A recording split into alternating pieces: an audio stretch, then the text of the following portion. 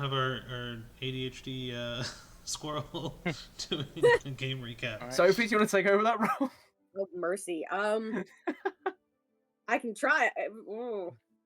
I don't know if I can do it justice. we'll all pitch in, I guess. I don't think I can do it justice, though. Okay, so we were still on the boat. Kiddis almost was that last session or the session before the Kiddis almost died? It's been a while. No, that was last session. Mhm. We were still on the boat at that point. Okay, yeah. No, that was 2 sessions ago that Kiddos almost died. It was 2 sessions ago. Of Menagerie? Oh. Yes. Okay. Help. So where we left we're in off. hell. No, so where we left off was we left off with right after Leah summoned the prismatic butterfly. Oh, that's it. Yep. And everyone went well, no, actually, yeah, so I guess that was top of the session was Kiddis doing that. I was thinking it was right after the fight. No, because it was like within 30 minutes of starting session. I remember that much. Yeah. No, that's right. Because she went above deck again, stayed above deck when they passed through, and her soul got separated from her body. Right, and then so Kiddis went above deck as we were passing from the Shadowfell back to the mortal realm, the material plane, and in doing so, her soul got severed from her body and was being kept in the Shadowfell. With a little help from Atlas. Well, no, she tried that. Her soul got severed because she was above deck, between the Shadowfell and the material plane. Atlas was trying to like sever it further. Yeah. That's it. And so then Leah, because Leah could hear everything going on, ran up to help. Ended up completely breaking the chain herself, but then used the rest of the chain that was connected to her soul, to Kiddis' soul, to force it back towards Kiddis' body. But instead of going back into her body, it went into her necklace. So now her soul is trapped within her necklace. She no longer has a soul, has somehow gained vulnerability to radiant damage and immunity to poison damage, but she can no longer remove her necklace, or a lot of bad shit happens that I honestly don't really fully remember. And all of that. Yes, she has some kind of ability called Consume that none of us understand, and Sharice won't shut the fuck up about. Literally, for the past 2 weeks, she'll just intermittently go, "What does consume mean?" And I'm like, "You'll be okay. Well, Kiddis won't be, but you'll be." Thing is, every time she in character will say things like "consume," we're gonna have to try and do an Ukata impression just to try and accompany that, right? But so then we make it to the continent, which I believe I finally have the name for that down. Nope. For some reason I don't. Nashville. Wait, no. But we made it to the town of Farandon. Where we met this male and female goblin that are husband and wife. Lovely people. Gobto and Fobto. Fobto is the woman because Fobto is literally just female Gobto. Yeah, and they were selling magic items for 999 gold flat that you could have it cast any spell you wanted, even in the presence of the anti-magic fire. And so we go and we went and we bought from them a little bit and we talked to them, and they managed to piss 3 of the 4 of us off in the 10 to 15 minutes we interacted with them. It's like a record. To the point that we have all unanimously agreed we're gonna fuck with them. Geneva Convention's prepared to be ignored. Yep. It is now the Geneva to-do list when it comes to those two. I don't like the goblins. have And so ideas then, and plans. and where we need to left die off for last their session sins. was Cedar dropping a stink bomb into their tent to lose them a few prospective customers at that moment. That was it. Yeah, that's how we ended. Yes. On the best Yes, because notes. for now we have to settle with petty vengeance, but Mm. that's just for now. And that's where we left off. Yeah. So you guys were all kind of made your way to the inn. Cedar took off to be stinky to some rather nice goblins. I don't know why everyone hated Oh them. yeah. They were stand-up people, you know. They were just No, businessmen. They tried to take Kiedis as pets, and they were mean to Gale. They didn't take Stop them. trying to They humanize offered them, to purchase Doku. Come them. on. They were offering money. And they were still the worst. Yep. All right. They made fun of Gilsu's Dale. They kind of did. Yeah. See, that was the moment we all knew they had to die. Mm-hmm. Gale was prepared to break every law according to the clerics in the book. Gale was about to lose is his terrifying. divinity. Yeah, can a lawful evil be a divine? I mean, technically, yes. I mean, Actually, technically. But yes, so then you guys turned in for the night. Kiddis will say got food poisoning. So she's gonna stay in bed until you guys leave. but so there actually That's is one thing I wanted to do before we go to bed.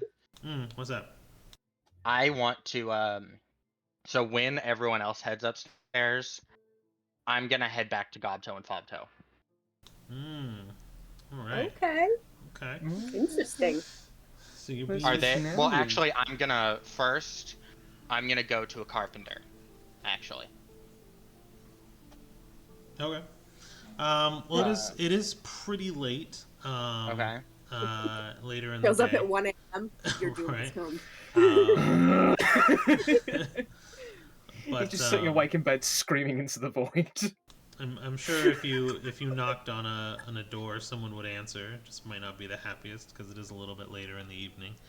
And then I'll wait. You'll It's wait. fine. Okay. I'll go to bed. Okay.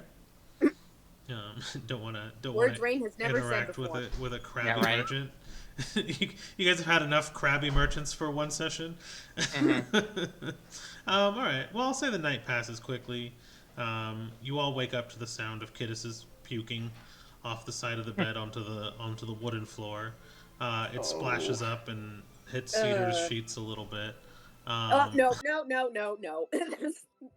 That was Cedar's response. The smell is so bad for some reason you all just kind of want to bail. So you're all up and out in the morning, and I will say that if you wanted, Leah could take off first before everybody kind of gets out. Yeah. So that way you can be sneaky. You know. Yeah. But I feel like So for Leah's a gonna little take off. Oops, sorry, you first. Leah's gonna take off, go to the carpenter, buy what we discussed, which I think you said was 50 gold. are you buying the wood or the cloth? Officially. The cloth. Then yeah, will be 50. Okay, and then I'll also buy a wagon. Okay. So okay, and then I think we also discussed the price of the wagon. Which I think you said was also 50? Yes. For just a basic, because you wanted a covered, right? Yes. Yeah, just for a basic covered wagon. Four horse hookups is 50. Perfect. Out of Oregon. Right. And it is covered. It's probably about 400-ish pounds of just wood and some wheels. The wheels are reinforced with metal. Pretty standard affair for just a wagon. Did you want to try to haggle or do anything else, or do you just want to procure the items? No. Yeah, procure the items, and then Okay. I will head, and then after that I will head over to Gobto and Fobto. Perfect. Yeah, I mean you have the money for it, so You end up kind of at the bazaar again, and there they are. Still a crowd just surrounding them. Everyone's kind of like cheering and looking at the awe that things are working around the spell plague flames. And they're just kind of doing their wheel and deal, and eventually you make your way to the front, unless there's anything else specific that you wanted to do. No, I'm gonna go up to them, ask them to enchant my new item in the way we discussed. Stab them. Be like, I see, you're back for more, eh? I don't remember what accent Absolutely. I did, so I'm just going with it today. Love it. What can we do for you? What can we do for you? And Leah will explain it. Okay. All right. Um, And then I would also like to borrow as part of this deal, I would like to just borrow one of your sending rings for a single sending, and I'll give it right back. okay. This one's a little temperamental, but it'll do for now. And he flicks a ring up at you that he was actually wearing himself. And he just kind of flicks it up at you. And as you kind of do your sending, the he just kind of goes. He unfolds the cloth, and you can actually see him kind of twist his goggles in deeper and deeper and deeper. And he's like, I've never woven into a cloth before. And he actually replaces some of the stitching with his own stitching.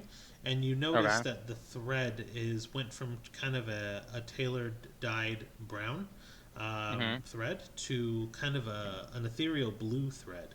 It's almost Okay. translucent as he replaces all of the stitching in the cloth with a blue thread.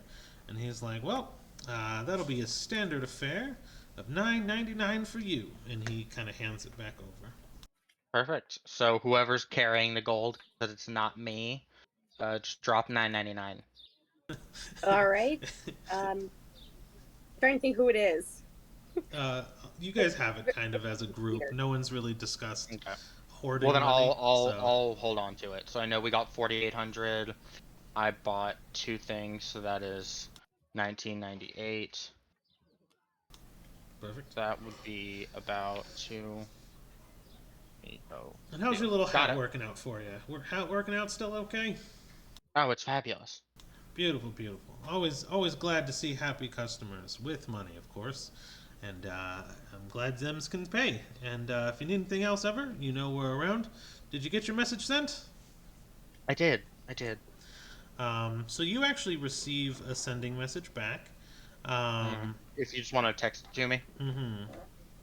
Something unique happens, but I'll go ahead and shoot you a message. Okay. Please be golden murder. Please be golden murder. Please be golden murder. Kill He said something unique. That would be very unique. That's true. Suddenly, a blade is sliced across the goblin's throat. As Gopto falls to the ground. Most D&D parties find an NPC that they all adore. We found 2 NPCs that we hate with burning passion. And that's aside from Silverco and Shalius. Yeah. And borderline O'Shalius. No, I don't mind him. Steve's keeping a very close eye on him. He's on the fence. He's like, you are useful, but if you do that again, you're dead. We can see the good side and the bad side of him. You're walking a very fine line, boy. Don't cross it. And now he kind of looks at you and snaps at you like, hey, okay, I'll take my ring back type of thing. And he's just like, give.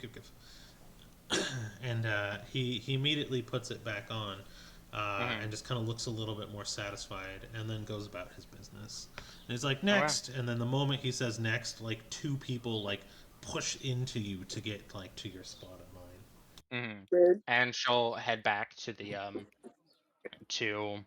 inn. Okay. Your wagon is waiting out front, just curbside.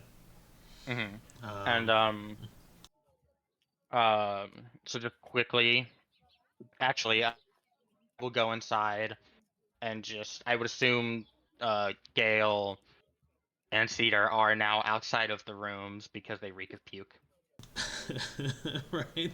You can smell there's like a green miasma smell now coming out of the room, and like the entire shared room is like cleared, and all the patrons and the barkeep is like, free breakfast for everybody. I don't think I want it. And what the smell of puke and stomach flu is countered by the smell of fresh uncured bacon and black pepper eggs. Mm. But so Leah will just look at the other three and say, "All right, I got us a wagon. Let's eat and then get the hell out of here before we do anything else to upset people." Good plan. Yeah. I have no idea what you're talking about, but okay. The kid puking and Oh, vacating yeah, every room. yeah. Okay, yeah, that's what you're referring to. Gotcha. Yeah. Sorry, not a huge fan of this sort of stuff. It's okay. I mean, wait, but like you're cleric, don't you have to like deal with the like sickness stuff a lot? I'm just curious. Yeah, my sort of healing is more sort of, not that stuff. Gotcha. My healing is stuff that I can actually fix. That I can't do. Yeah. I have limits. That's fair. Kidis, you good? No? Oh gosh. It's actually appropriate because maybe we can lore dump this a little bit. She tried to eat real food for the first time since the boat incident, and this is the result. So she's a what we do in the shadows vampire is what you're telling me. Mixed with the Exorcist of Emily Rose, just the head spinning and just the vomit. Just I feel like they're less surprised about the head spinning if we're all that honest. There is one thing I've always wanted to try. Yes. Right. Pizza, but what coprophilia? So yeah, you guys are hopefully eating breakfast. The barkeep comes by just to kind of check on you to see if you guys need anything in particular. How might you guys be? Are you the ones responsible for that thing? And he points at the room. I hate to say this, but the damage is probably going to come to about 10 silver. And I'm also she'll slide over 2 gold. Yes, this will cover hiring the employee that's going to quit after having to clean that up. So much appreciated. Is the breakfast to your liking? Can I get you guys anything else? Oh no, we're about to be on our way out after that. Yeah, I would get as far away from that as possible if I could. So please take it with you. Oh. And Leah's gonna kind of smile. If I'm not mistaken, that one, pointing to Cedar, might be able to do some magic-y stuff to clean it up. I don't think Cedar can do that? There's not a power in the verse that can clean that up. I mean, I could have tried. I tried prestidigitation earlier. It did nothing. Is that why it's as bad as it is? It just sort of... Yeah, I tried prestidigitation, which normally works. It did not work. I don't know what's going on with Kidis, but I feel like it's a result of the fact that she, the boat stuff. I'm completely lost. What are we talking about? The barkeep is like, I'm completely lost too, and with that, I'm gonna leave the boat stuff to yourselves. What happens in a boat stays on a boat, and unfortunately, not. God, I wish. Yeah, best not to rock it. I wish I could show you guys what happens. So my cat has this little Falcor plushie, and she carries it around. And what she does is she like full body kneads it and screams at the top of her lungs. And that is what you're hearing right now. Love it. I have my Fluffy. Love it. No. Aww. Oh, so cute. Adorable. He's making bread. So cute.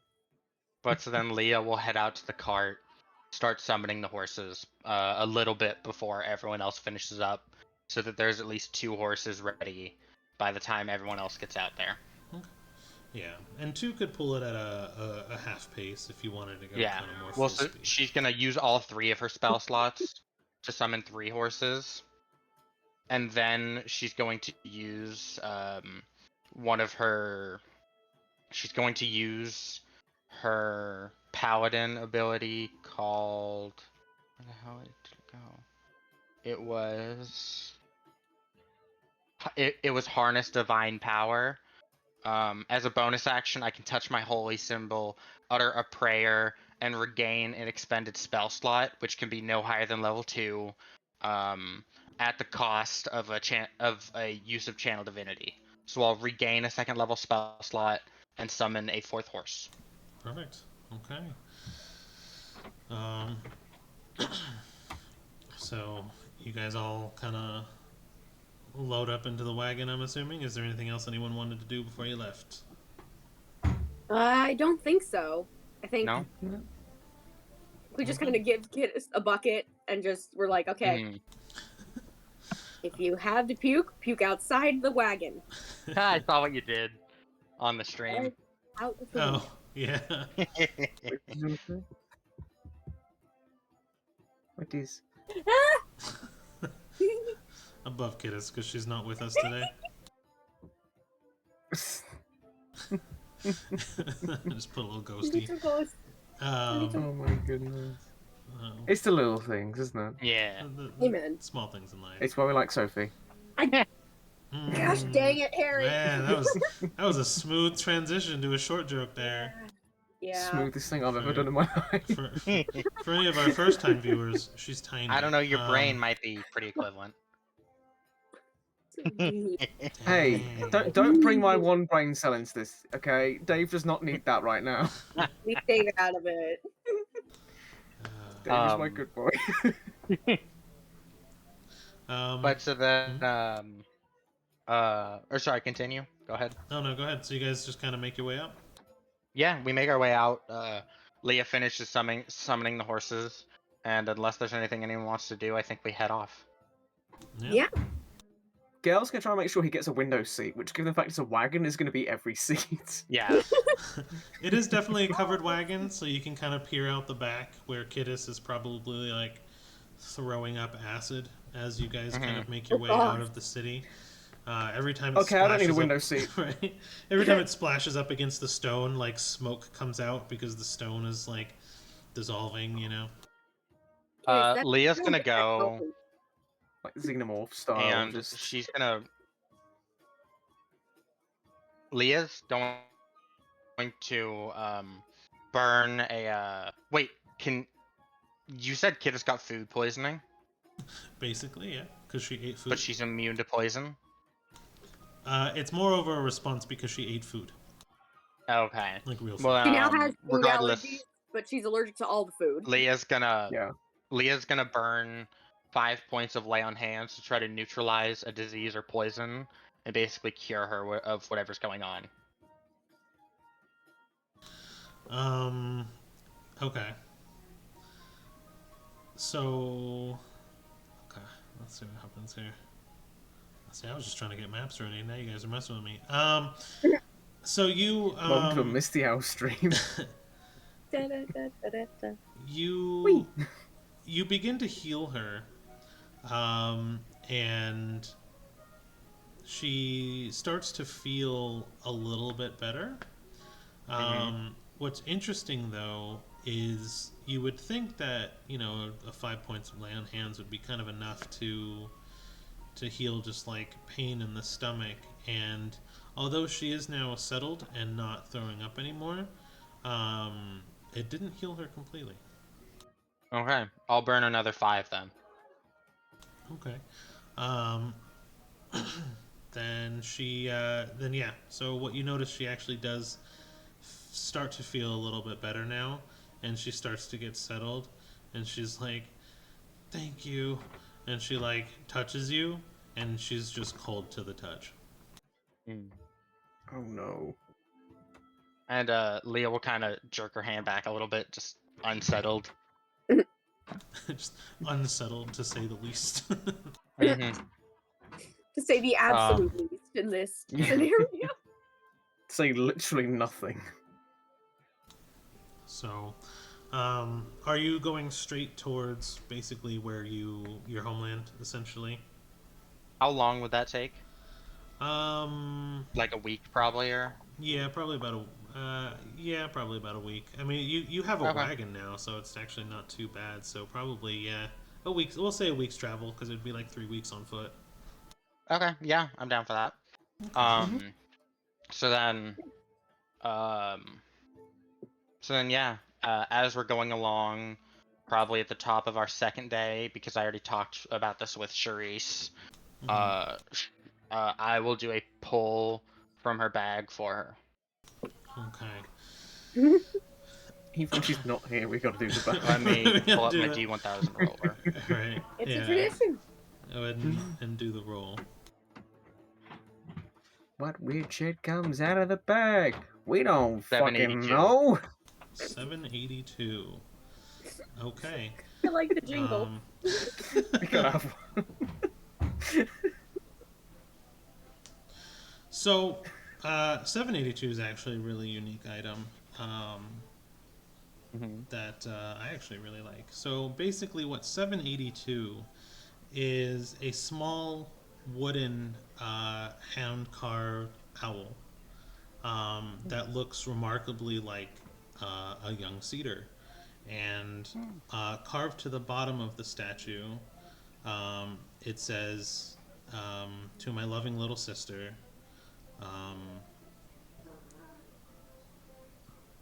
here's a late birthday gift. Signed, Strix. Oh gosh.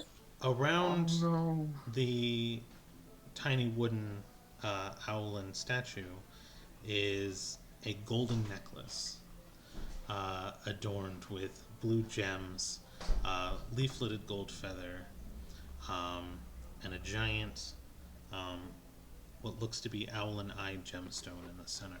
And I'll go ahead and pull it up on stream. Where'd it go? Oh, wrong chat.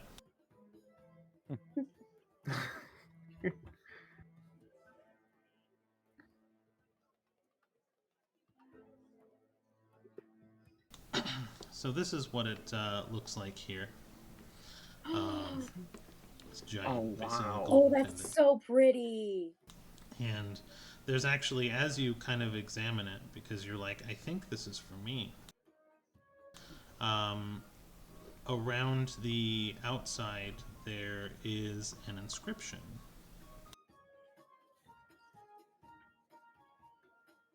And that inscription reads, a piece of me will be with you always. Do you put it on? That's so cute. Yes. Cedar's like just looking at it. She kind of holds it for a sec, and she unwinds the necklace off of the little wood carving, and then puts it on. And the moment you put it on, you feel that every day at dawn, you will gain 10 temporary hit points that last the entire day. Heck yeah! Because when he said, a piece of me will be with you always, you are literally feeling a piece of your brother's life force. Wow. Oh my gosh. She's just kind of holding the necklace in her hand and just like, thank you, Strix. And she's just kind of looking at it for a while. And so if you want to add the Pendant of Protection to your inventory. Pendant of Protection. Gotcha. I love it. Argos actually whispers into your ear. Oh my gosh. More for me to enjoy. Hey, you back up right now. If you give me the first 10, I'll show you how that item came to be. You know, you are so creepy, right? Do you hear yourself ever? Answer that and then I'll think about it. The only two voices that live within my head nowadays is mine and yours. And yours is such a droll bore. Well, I'm sorry. I'm not the one who crawled into the other person's head. And she's saying this out loud. She goes, I'm sorry. He's being loud. And just points at the eye. He's being loud. What's he saying? He's being creepy. He wants to show me how the necklace was made and wants some of the health. I'll give it to him, but he's creepy. And he said that, and I said, do you hear yourself ever? And he said that the voices he hears are his and mine's boring. And so I told him I'm not the one who chose to crawl into the other's skull. Okay, screw this guy, seriously.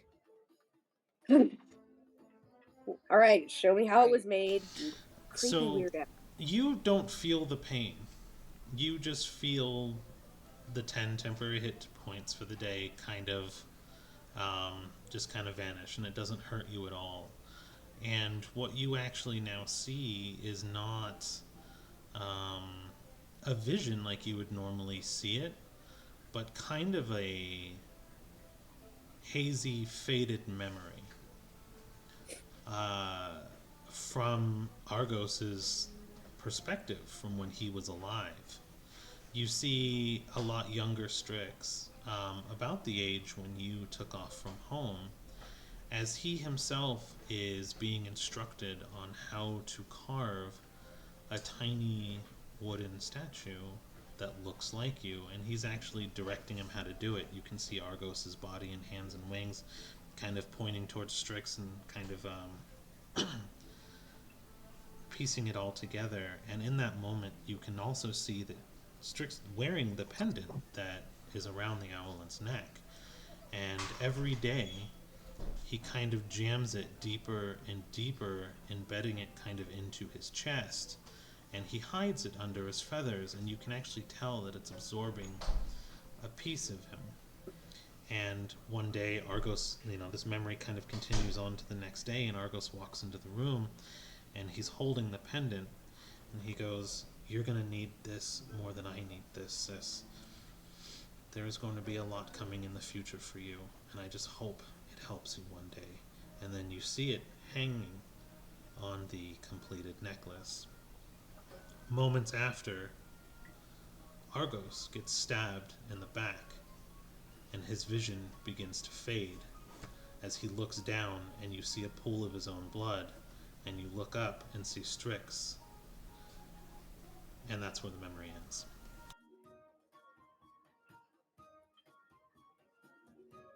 I have a lot of questions about that, but it seems kind of like, oh. Wait, I thought Dana. Wait.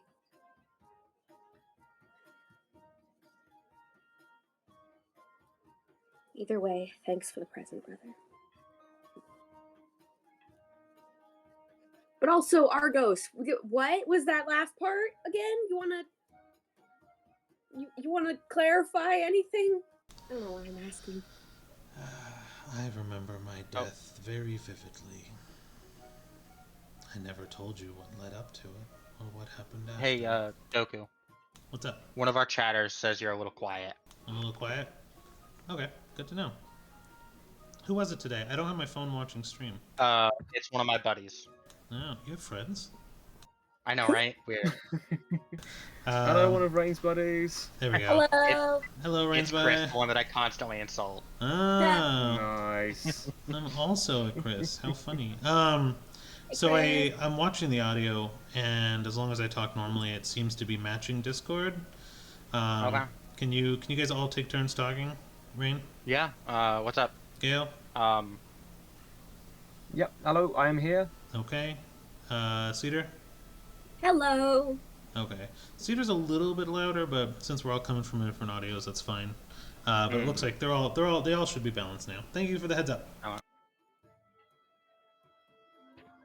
Okay.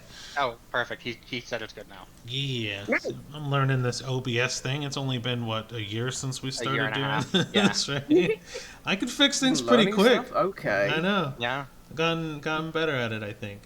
But yes, okay. So that would be your birthday gift.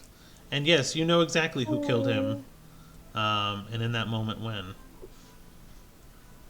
Oh shoot! So Strix saw that. Yeah. Strix saw Dana Oh gosh. murder your uncle. Dana did say she'd seen him. Uh-huh. Dang, Dana, these are the things you tell people. She did. Okay. She told you she'd seen him. Yeah. Communication. She goes, huh? Okay. They met. Strix saw Dana kill my uncle. Oh, wait, you used Argos just now? Yeah. He showed me how the necklace was made. And he used the temporary health and it didn't even hurt. Oh, Yeah. well, that's kind of new. Yeah. I'm really loving this necklace, and I mean, apparently it was his too. So now 2 pieces of his jewelry to remember him by. So the journey will take you across 4 major points to kind of get to your hometown village, and you use these giant landscape markers as kind of your pathway home. Ooh. And it is interesting because you kind of have to hit them in a certain order to know how to get there. Because any deviation from the path to get there, and you know this kind of by heart, just making the journey multiple times, that any deviation from the path will cause you to be kind of pooped out in a different part of the continent on a different path. So you've come across your first marker, an incomplete arch, and we'll say you're kind of a quarter of the way through the journey at this point when this all kind of took place. Okay. And you kind of make camp for the first night. Yeah. And as we wake up in the morning and set everything up to head on again, Leah's gonna stop Cedar and go and say, I want to cash in that favor. Oh gosh. Okay. Am I gonna die? No. Okay. All right. Are you gonna injure me? No. I am choosing in this moment to trust you because You I own want me, to get so along you don't have for much of a Gale's sake. choice. I know. I'm aware. I'm aware. Yeah. What's up? What's the favor? I need you to help me give this, and she holds out the tiny wizard's hat, an intelligence boost innately. Huh. Okay. Is it for the rat? It is. That's adorable. Okay. Yeah, I'll see what I can do. Yeah. What exactly are you looking for? Just in innate higher intelligence so that he can start learning magic. All right, we're putting the rat through college. Gotcha. Okay. Yes. I swear if Yeah. that rat picks up liberal arts as his major, things are gonna change. Oh my gosh. More like genetic engineering, like. But he's not going to be tall enough to reach any of the equipment lids. So Sophie. Yeah. Hey, that's not fair. You can't Come on, open Rain. the centrifuge one time, and this is what happens. Rain, that's too far. Come on. I like how you got blamed. Why are we bringing the rat into this? Yeah. You got blamed when I told the joke. Like, that was the best part about this whole scenario for me. All right. So what I want you to do is over the course of the few weeks that we're going to be traveling, give me... Ooh, interesting. Since you just had Cedar do it, let's do 4. We'll just wrap them into a week. Roll me 4, I guess Arcana checks, because you're trying to magically do shenanigans to a hat. And while she does that, yes, Chris, I do have a swarm of, if I'm not mistaken, 3,098 rats. That live in 3,002, 3,002 of which reside within a single bag of holding. I'm doing the rolls now. Just gotta make sure I keep the list of them so I don't forget. Perfect. And the leader of the rats is named Sergeant Squeakers, because we love Sergeant Squeakers. We love Sergeant Squeakers more than we love the goblins. Yes. Clearly. So much more. Oh, yeah. Wait, it's not saying much, however. Right. Okay, so for those 4 rolls, we have 9, 25, 15, 21. Okay. So the first week you kind of stare at it, and you don't really know really how to do this at all. You're like, I don't know how to imbue a tiny magic rat hat with intelligence. And you're just kind of like... How to educate rats. Right. I need to know. Rat College for Dummies. So... Oh, you just beat me to it! You motherfucker. What I want you to do is roll 1 charisma saving throw for the first week. Okay. Add 5 to it. Add 5 to it? Alright, I'm still scared, but sure. Okay. Alright, that's a 17. Okay. You are talking to the hat, and you are like, you need to be smarter, hat. Imbue magic like goblins that I don't like. And what you hear in that moment is the faint whispers of a child going, but I'm scared. And what am I doing to right now? You have no idea where the hell it came from. Because as you breach the night where you finally made this breakthrough, you're kind of at the second, we'll call them markers, to get to Leah's hometown, and it's a semi-completed arch, and it's almost like you're entering a new barrier, because as you breach the arch, or the threshold of the arch, you actually see water traveling upward the side of the arch, flowing through it and back down, almost like this magic water is kind of cutting out the archway in the rock, making it a little bit larger.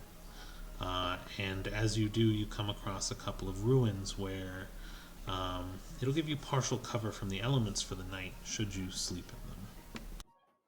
Yeah, I think so. I think when Cedar sees the water, she goes, "Oh, yeah, look, the water's flowing the wrong way." Oh, whoa! What? So cool. Do you think Aquafania's at work here? I mean, maybe. I mean, maybe he's trying to say hello. I don't know. Oh, okay. Hello, Water. Do you know Aquafania? She's kind of a big deal. Roll a survival or an arcana. Just let's see what you learn from magic water.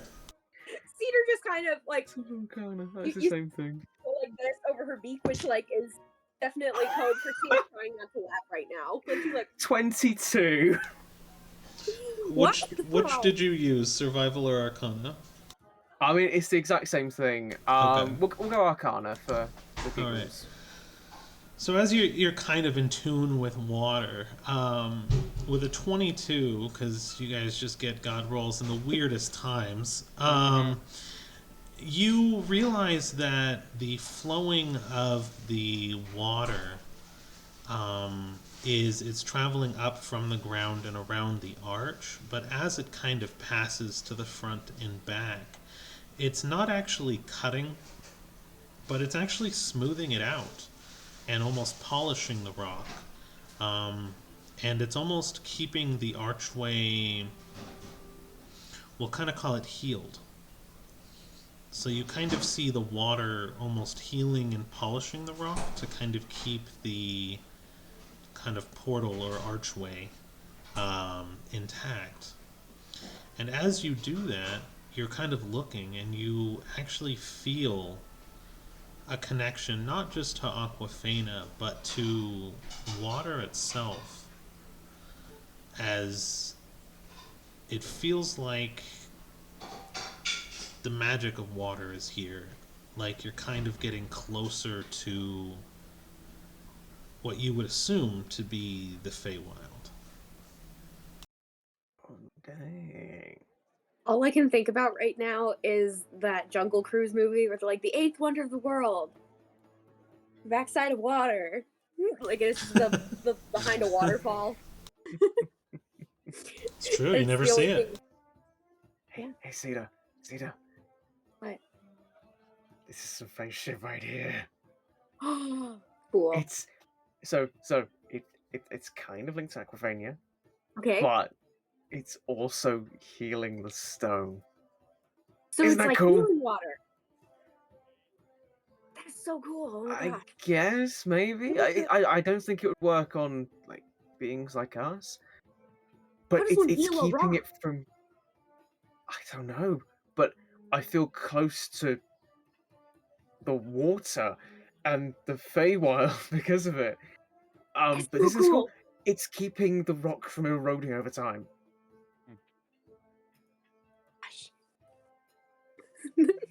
Leah just goes, And "Oh, right. You've never been to my home before." no, To never. Gale. Yeah. There's a lot of So places I've never been to.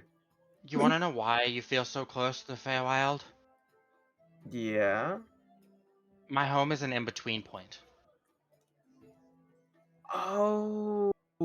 Okay, that makes a lot of sense right now. That's so cool. Oh my gosh, that's awesome. Yeah, no, none of this is very new to me. All right, bright much. I mean, Feywild, anti-gods, it's all kind of my thing. Yeah, it kind of is your shtick at this point, isn't it? I mean, you Yeah. know, swearing off your oath, which is cool and edgy. Don't get me wrong, it's Technically, awesome. I didn't, but, you know. Okay, some oath was broken by somebody. That's it's Yeah. still kind of edgy. Oh, yeah. So you guys kind of make your way continuing on, and Leah knows exactly where she's going. She's walked this path a bunch of time, and what's interesting is as you start to reach the third archway, the land almost seems to accelerate the wagon unnaturally, Ooh. and the land itself starts to become kind of a kinetic sand. So part fluid, part solid when touched. And it kind of goes through this winding river. And through this winding river, you actually find ancient buildings that are still partially standing. And it's more of a completed arch with much overgrowth and things like that. Cedar, you're still focused a little bit on the hat, and you rolled higher Arcana checks to go through your week here. And you kind of start to get the idea of, hey, maybe if I just start telling it general knowledge things, it will Info dump to the hat. it'll info dump to the hat. So what I would like you to do, and have the opportunity to put you on the spot, is if you were going to info dump to educate a hat, what would you say and do? How do you Okay. info dump? So, okay, so Leah wants our rat educated so that the rat can do magic, I'll just start telling you about magic. And she just starts talking like it. If most people were hearing it, they'd be like, "Goodness gracious, slow down." What? You okay? So when I had COVID, I was locked into a room for quarantine, and we have a cat door that we blocked off in the room.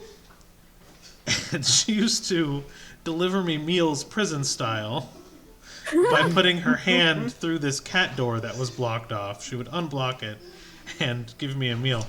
So she's feeding me lunch because it's midday because my wife is awesome. But what she did is she cut out a little cat door out of a cardboard box and just handed me the plate through this cardboard box cat door like I was still getting a prison style meal. And Yes. I am just very post-traumatic stress disordered right now. Hi. Thank you for lunch. And, hold on. You gotta. Oh my goodness. Love it. Oh, that is awesome. I love it. That is amazing. So, anyways, go ahead and roll a history with a +3. History with +3. Gotcha. Ooh, that's nice. 28. Nice. So yeah, Cedar's just going and going, like. Okay, And then so with going and trips, going. what you gotta do is. So when my wife just informed me that Maddie is watching, I believe. So I just want to say hi, Maddie.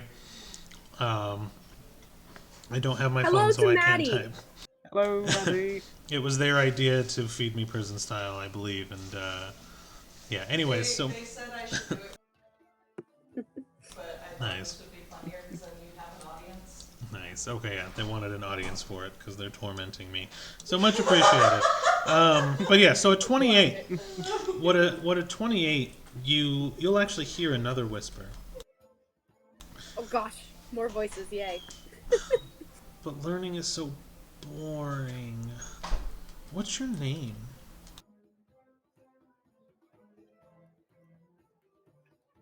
Don't do it. Don't. What's do it. yours? Samantha. Well, hello, Samantha. It's lovely to meet you. I don't know where you are. Are you the hat? Are you a ghost? What's the deal here? Oh, wait. Are you inside the hat? No. You don't get a response. As far as what you have right now that you're hearing is kind of a disembodied voice like Argos. Okay. Well, wherever you are, Samantha, learning can be really fun, actually. You just gotta find what you love and learn more about it. So, if you end up being ready, tell me something that you love, and maybe I know some stuff about it. Good talk. It kind of goes back. Yeah, you don't get too much of an answer or a response back.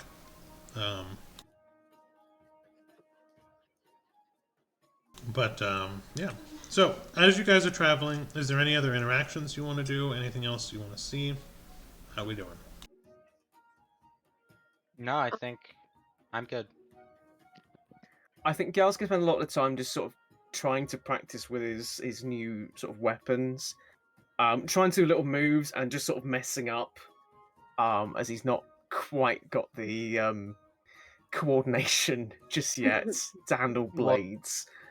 Well then, while Gale does that, Leah will actually offer to be his sparring partner, because if anyone can take quite a few hits, it's gonna be her. Okay. Cool. Gail, roll an animal handling. An animal handling, What now? okay. With a sword? It was a joke. What kind of- Leah's the animal. Yeah. Oh. It's how proficient you are with sparring with Leah. I was genuinely just about to roll this one. Yeah. No, even I caught on to that. Oh, cool. I legit thought some animal was gonna come running out of the woods or something. So did I, yeah. Like flying tackle. Yeah. Hey, Leah, I appreciate the sparring, but I don't know, why doesn't Cedar give it a try? I'm just thinking it's daggers and that's sort of more her thing, Oh. right? No, I was just gonna take hits for you, not hit you back. I don't want to hurt anybody. I just want to. I can't be hurt. Help myself.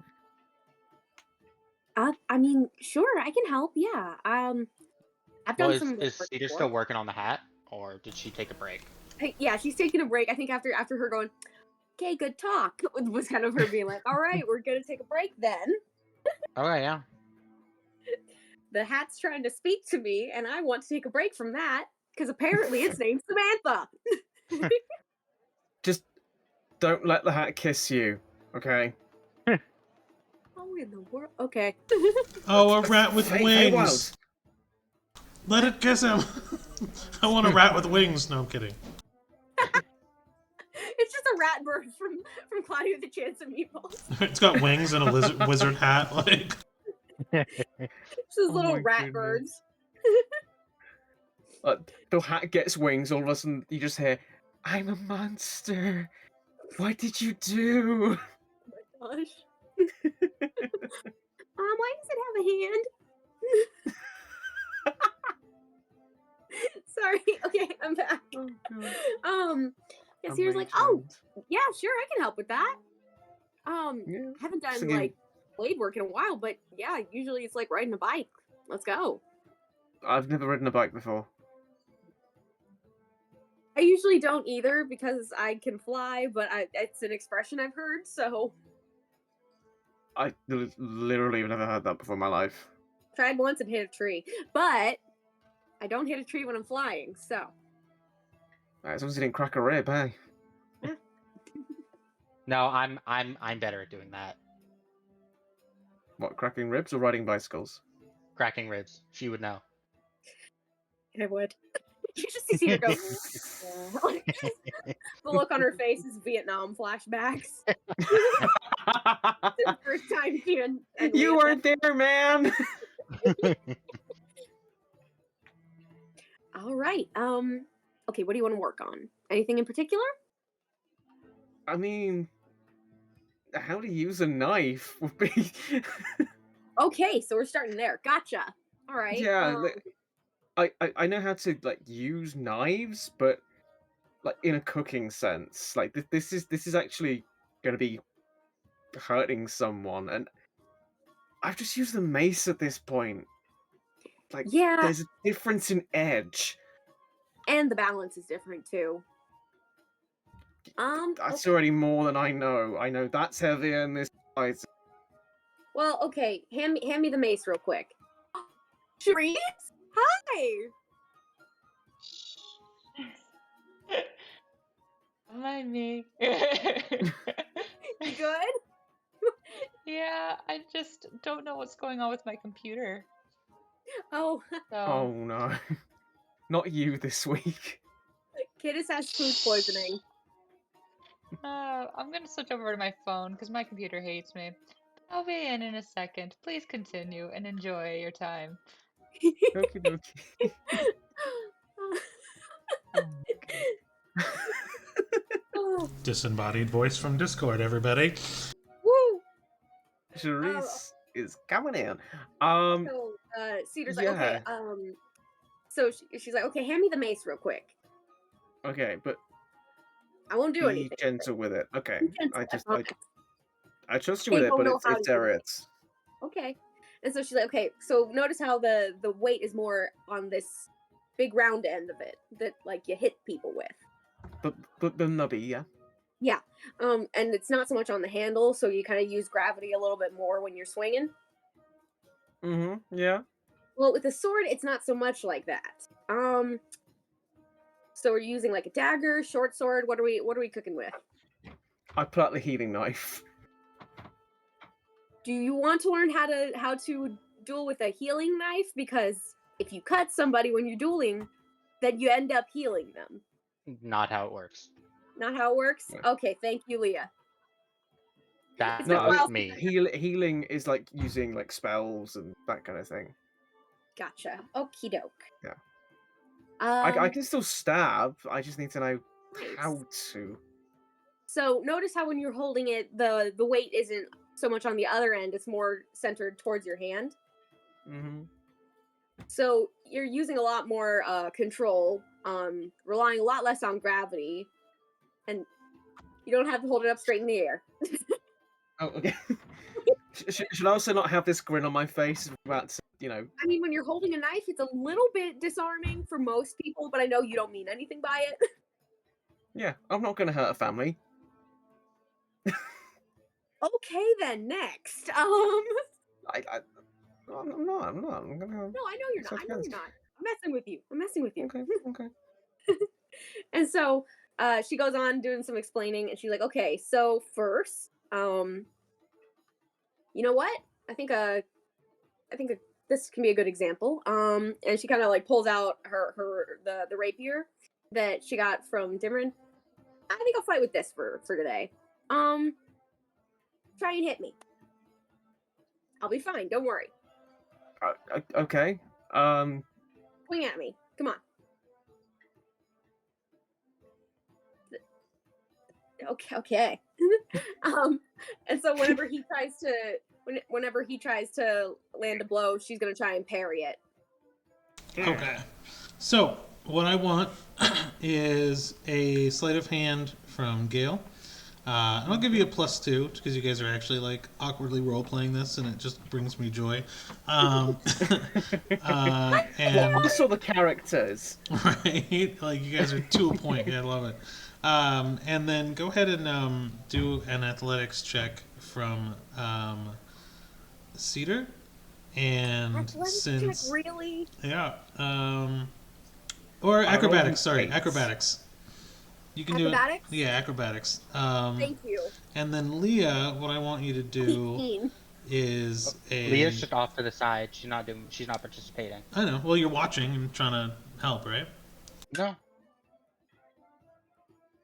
I just figured you can roll if you wanted to a survival. Sure. Leah wants to see Cedar getting skewered. Yeah, kinda. He 22. wants to see a chicken kebab. Okay. So, Eating fried owling. right. Oh, not that again. And then what was the sleight of hands in acrobatics? Sleight of hand was an 8. Okay. 18. Gotcha. So you are still very awkward with this weapon, right? Leah's barking orders at you from kind of the sidelines, like, dig your foot in, attack from your core. She would not be like giving any advice. She's more just watching. Oh, just kind of watching. How do I Okay. put my foot in? It's a knife. So okay, so then I'll redact that. I'm sorry. But yeah, so you're still kind of awkward with it, and you're trying to like not stab Cedar, and she's very agile and dodging you like really, really simply. And so you're kind of learning your footing a little bit.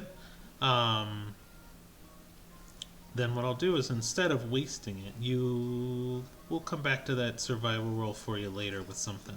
Because you were kind of participating. So you guys spend kind of like your evening, kind of a day's travel away from this giant arch, and you can kind of see it off in the distance, but you kind of spend your evening doing a little bit of like combat training and fighting, and I'm just going to calculate a little bit of training time. So I'll say it was a pretty successful night though overall, with Gale trying to learn how to use the blade. Okay. Because he's not proficient in it yet, right? No. No, he is. He's proficient in simple weapons. The dagger's a simple weapon. Mm-hmm. Gotcha. It's a sword that isn't us. Yeah. Right. What is your plus modifier to using it, like to hit? Let me have a little Could be +4, I think. Maybe +5 to the dagger. Hang on. Why isn't it? Oh, I haven't got the dagger equipped in my thing. Yeah, it should be +4. Yeah. Okay, cool. Just keeping track. Sorry. Mm-hmm. Don't want wasted time to be anything. So cool. I would say as the training in the evening goes on, despite the fact it's a dagger and a very light weapon, it starts to look heavier and heavier in Gale's hand as his sort of lack of sleep over the past few nights and sort of weeks is starting to take a toll on him a little bit. So it's like that he's getting tired quite easily, just from simple knife tricks, that sort of thing. Yeah, so I think as they're fighting, Cedar kind of notices, like, especially like the slight tremor in the sword, and all of a sudden she just like stops and is like, "Hold up, What? you okay?" Yeah. Why? Something's up. You No, it's not. look tired, and you shouldn't be doing a ton of training if you're not rested. See that I'm fine. Look, we need to know how to use this stuff, right? Right, but you're doing pretty well especially for like your first tries at like learning this. So how about we just call it for the night, okay? No, I can keep going. It's fine. At this point, the knife is just sort of hanging almost. I don't believe you. You're not fine. Yes, I am. Let's keep at it. What? No. You need to rest. You've been looking more and more tired. See, I will rest when my body will allow me to. I'm fine. You've been having trouble sleeping? You said when your body will allow you to, implying that it isn't. Okay, fine. Maybe I'm having a little bit of trouble getting down at night. Okay. But I'm okay. Seriously. All right. If you are so okay, then this won't be anything too hard to deal with. And all of a sudden, she just starts lunging in for like one of the like parrying attacks. Just like instant like 180 out of nowhere. Like, oh well, if you're not tired, then this won't bother you. Well, and like straight away, like the knife clatters out of his hand. And yeah, the second the knife's out of his hand, she just kind of stops and sheathes the rapier and goes, "And yet, you didn't catch I was that. not prepared. Because you're tired. And if you're tired, you will have lapses in judgment. If you have lapses in judgment, enemies can take advantage of that on the battlefield. Heck, even people in a freaking market can gauge that, and then, whoa, sorry." Leah, what is it with your homeland? It sounded like an ambulance. There's healers all over the place. What is wrong with y'all squirrels?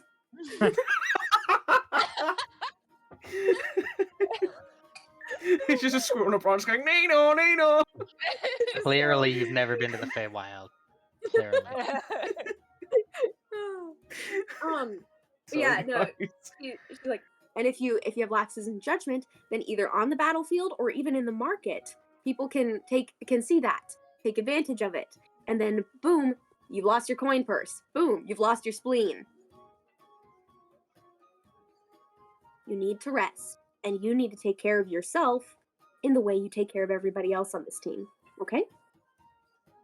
That's not how I do things, Sia. I think you know this by now. Do I look like I care if that's how you do things? See, because I care about you, and I don't want to see you doing things that are going to end up with you getting hurt. I can't reason with Kiddis, and she ends up doing all this like self-destructive crap. She almost died. I'm not watching you do that to yourself. Because I actually know you listen to reason. See, it's not self-destructive, okay? It's not. It's how we do things. As healers, we put everybody else before ourselves. Sometimes you have...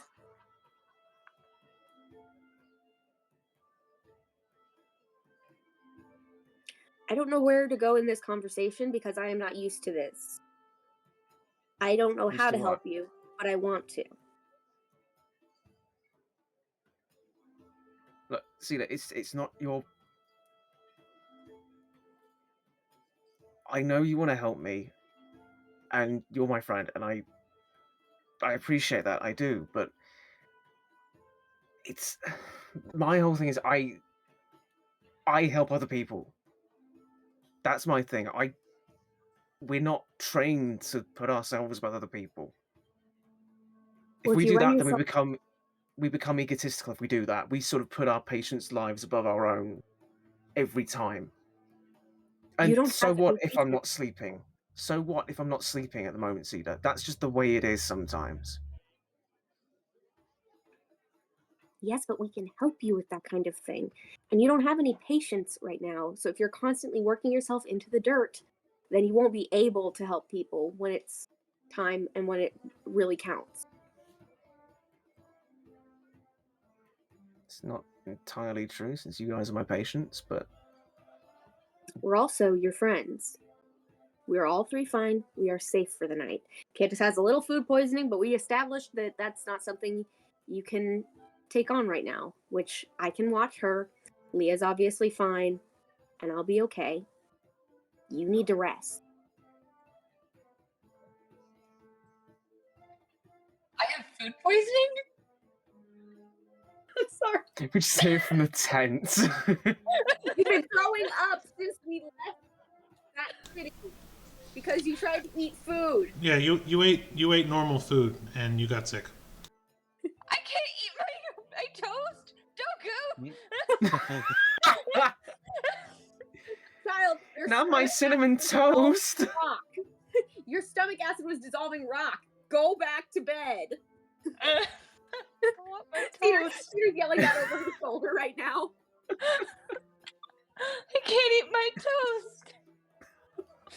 Your vomit dissolved a cobblestone. I watched. Go to bed. She just goes to bed, mourning her toast.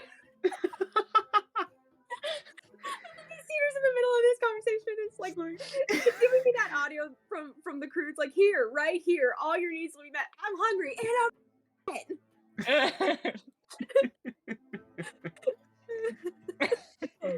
But yeah, no, and after that, how was she not aware she had food poisoning? She's been puking out of her ears for the past 5 days. Good grief. Anyways, back to you. All right. I am worried about you.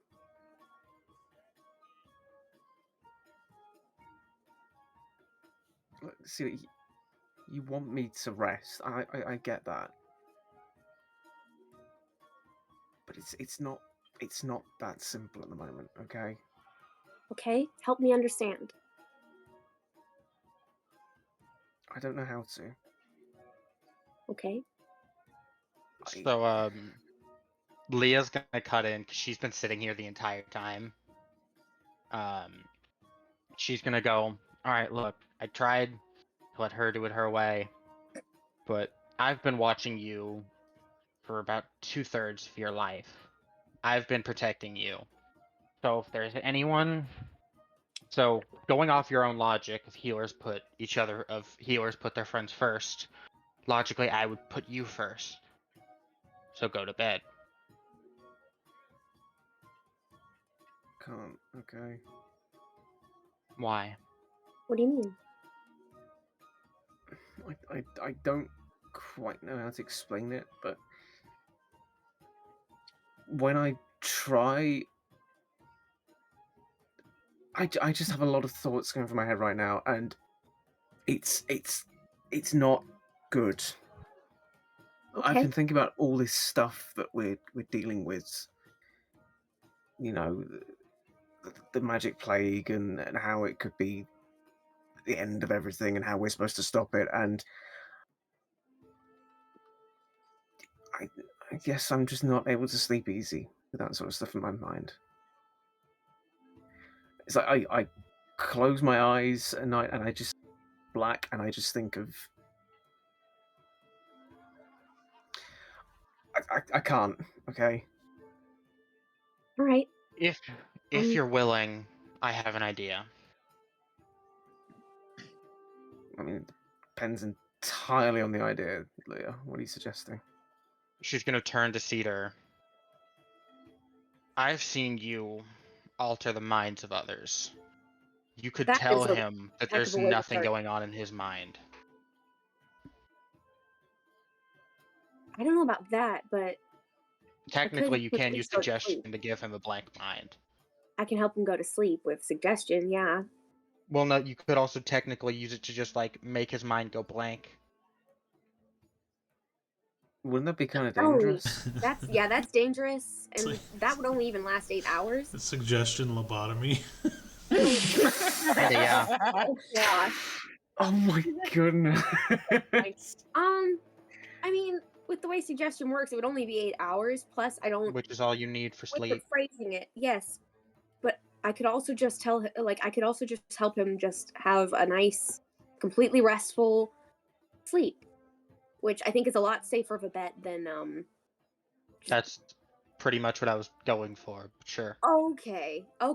Sorry, the way I was hearing it was a heck of a lot creepier. No offense. It's a good idea, but it's also using up Cedar's magic. I don't quite want to try that just yet. You might need it. Why not? Because you We're might need we're it at about to some all point. go to bed.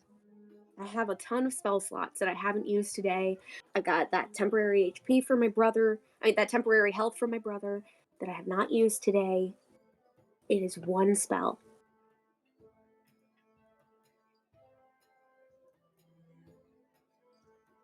Okay, let's give it a go. Right. I'm not entirely convinced because I said I don't want you to waste your magic on me. It's not a waste. It would never be a waste for you.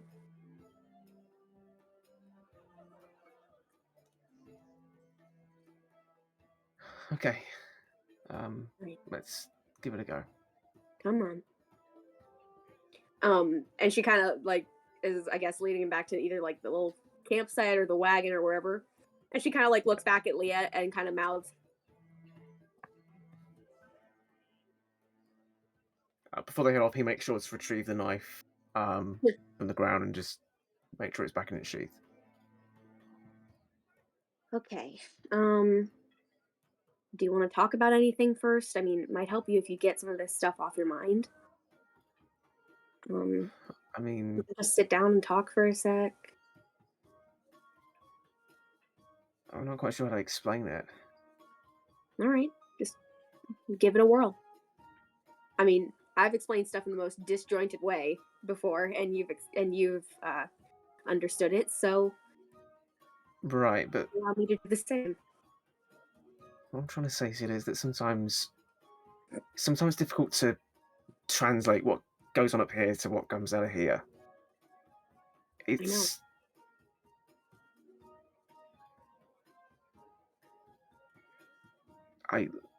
let's not for tonight. Let's. Okay. All right. So let's have you lay down first before I cast the spell, because I don't know which way you're gonna fall, and I don't want you to fall on the floor. Yeah, no, that makes sense. Yeah. And he'll get onto his bedroll. All right. Okay. And then I'm gonna have Cedar cast. Let me go to my spells.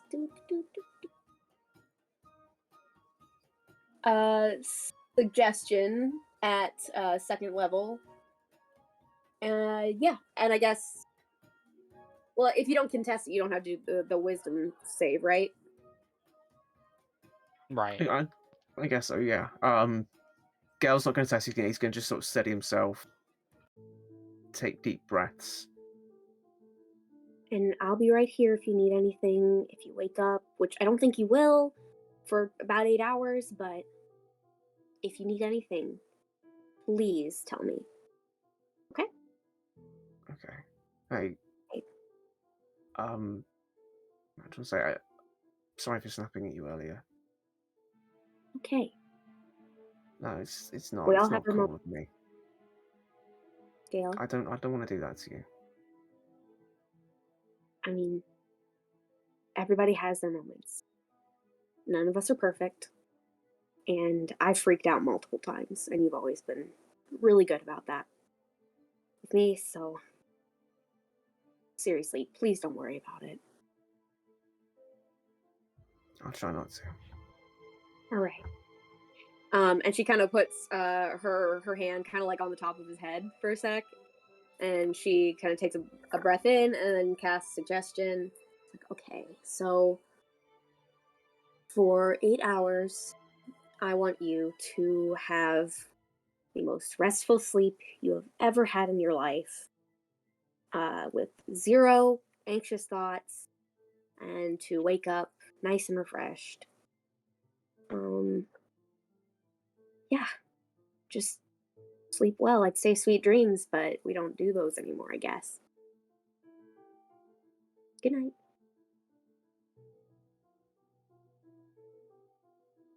And that's the run-on sentence that was. But halfway through, he just falls asleep. So he frees his mind and sleeps. Everybody kind of turns in for the night as the last of the daylight fades. The days are lasting a little bit longer, but it's almost like as soon as the sun goes down, an artificial light kind of remains. You get a really clear view of the archway in the distance as the cat voice echoes through your minds. I love it. I love it. And you can kind of see that you're almost in the shadow of it, and it's producing its own light. You get the idea of grandeur as you're still about a day's travel away from it. And it's just glowing blue. And if you look at it closely enough, you can kind of see cracks of what looks like lightning kind of traveling over and through the surface. You guys kind of had like a night of training and just a good solid night, and the next day comes without too much of a hitch. We wake up to the noise of a cat. A random tabaxi that used to play with us decides to yell at the top of their lungs. I thought we'd have the Khan behind us. But yeah, I think Cedar stayed up for a little bit, just kind of watching, making sure he's okay. Eventually, she kind of like drifts off to sleep, but she made sure she's kind of like at least a little bit awake, so that if anything happens, she's right there. How's my food poisoning coming? Well, Leah made sure you're no longer projectile vomiting. You are no That's longer The taste is now projectile melted. vomiting. It's great to hop on and learn apparently a vomit can melt rocks. What's interesting though is now that you've been traveling for a few weeks, you get extremely hungry, but you know food really doesn't make the cut for you anymore. And you remember you have that vial that was given to you. I get to finally figure out what's in this stupid thing. Do you So, crack it open? Blood. Yeah, I trust her brother enough to not try to kill me via empty bottle.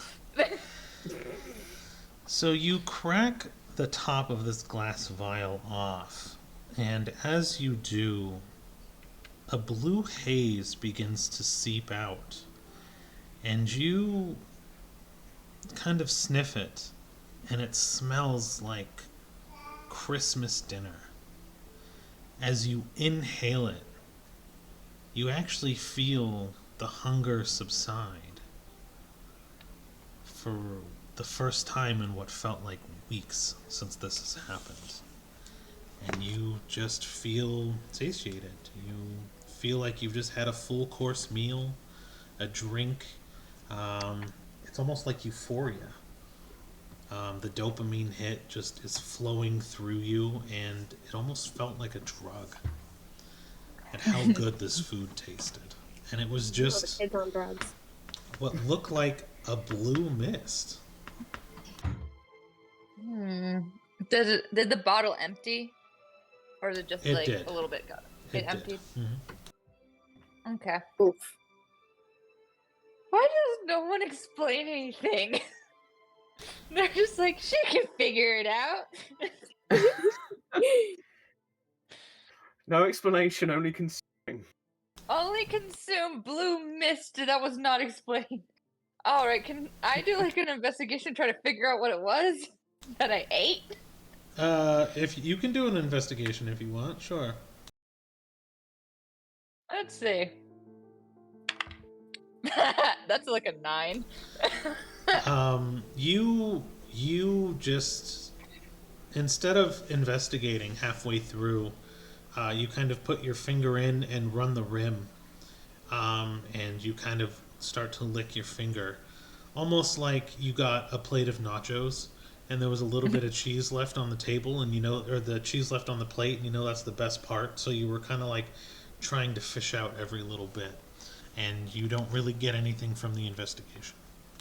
Okay. I'm going to type this down as I figure out what the heck this did. All right. Anything anyone else is doing for the evening, or do we press on? Well, with the training being over, Eat out. does Cedar work on the hat more, or? I figure she would do it through the final day of travel, yeah. Yeah. Yeah. Oh gosh, here comes Samantha. Oh, by the way, Charisse, Cedar's hearing another voice. Oh, yay! Samantha. Resident schizophrenic. What? What did you Nothing. say? No, what did you say? Nothing. I don't like that. I didn't call you schizophrenic. Oh my So, gosh. You guys wake up the next day and continue to travel. The archway growing closer and closer, and on nightfall you'll probably reach the final barrier. And you know that with this path taken, that once you reach the final barrier, you'll actually be in not the Feywild, but no longer in creation. You know that the magic is different there, and you'll be home, and you're getting a lot more excited the closer and closer you get, Leah. But you travel throughout the day, and now Cedar, you kind of go back and you continue to work on the hat with that Arcana that you rolled, and continued to roll, and you hear the voice one more time, and you just hear, "What do you want from me?" Well, this is gonna sound a little weird, but I'm trying to help my friend educate a rat and make it smart so it can be a wizard. I don't know, I owe her a favor, and this is what she chose. And frankly, I don't question too much. I can be smart for you. You taught me so much. Oh, okay. Thank you. But Samantha, I want to know a little bit more about you before we, I guess, educate the rat. I still don't know what I'm doing here, but I'm trying. Tell me a little bit about yourself. Where do you see yourself in 5 years? Oh my gosh. I don't really remember. It's all just black, aside from what you taught me, and what I guess I already knew. Are you a soul? I don't know what that is. That is a lot that we probably don't have time to get into, but You can call me the cat in the hat on the rat. So you were a cat? In a hat on a rat. Okay. Yeah. You taught You me know to what? rhyme. Well, it's lovely to get to meet and talk with you, Samantha. And the voice kind of dies out and doesn't really say anything more. But you notice that the hat is actually denser. And you get the feeling that you did it. The hat seems to maintain some form of intelligence. And you have a feeling that if you gave this back and the rat put it on, that the rat may also have the intelligence of possibly a child. A small child named Samantha, potentially. All right. So Cedar's kind of holding the hat in her palm because it's little. And she goes over to Leah and she goes, "Hey, Leah. Mm-hmm. I think I'm finished with the hat. Some disclaimers Okay. though. Mm-hmm. I have a lot of questions about how they made the magic because as I've been trying to enchant it and I guess make the hat able to make a rat smart, it Mm-hmm. started talking to me, Interesting. and I'm heavily wondering if maybe the magic has something to do with souls. With I don't And know much about that, but maybe. Is Kidis close enough to hear this?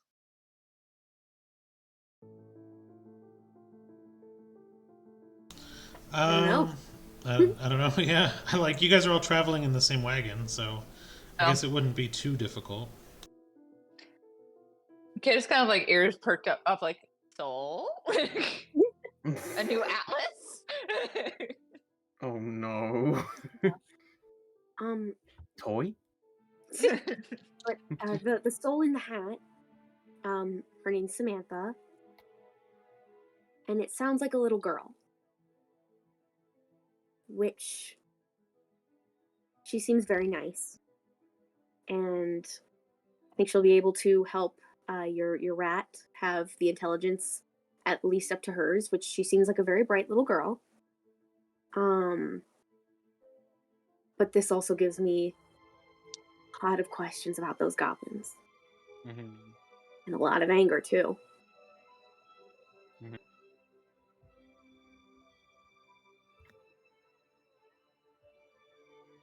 All right. Well, we'll work on that.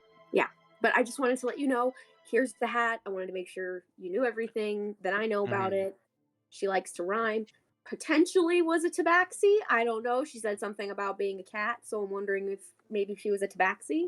If she was a soul, she doesn't seem to know or remember much about Okay. her past. So just tell Squeakers to be nice to her, please.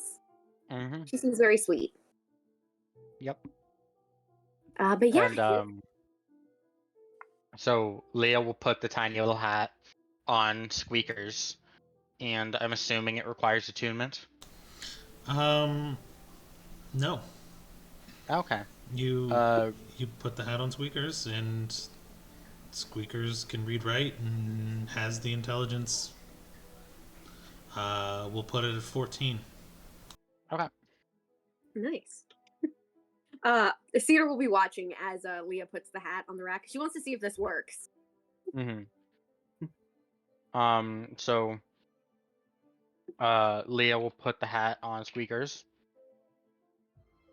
and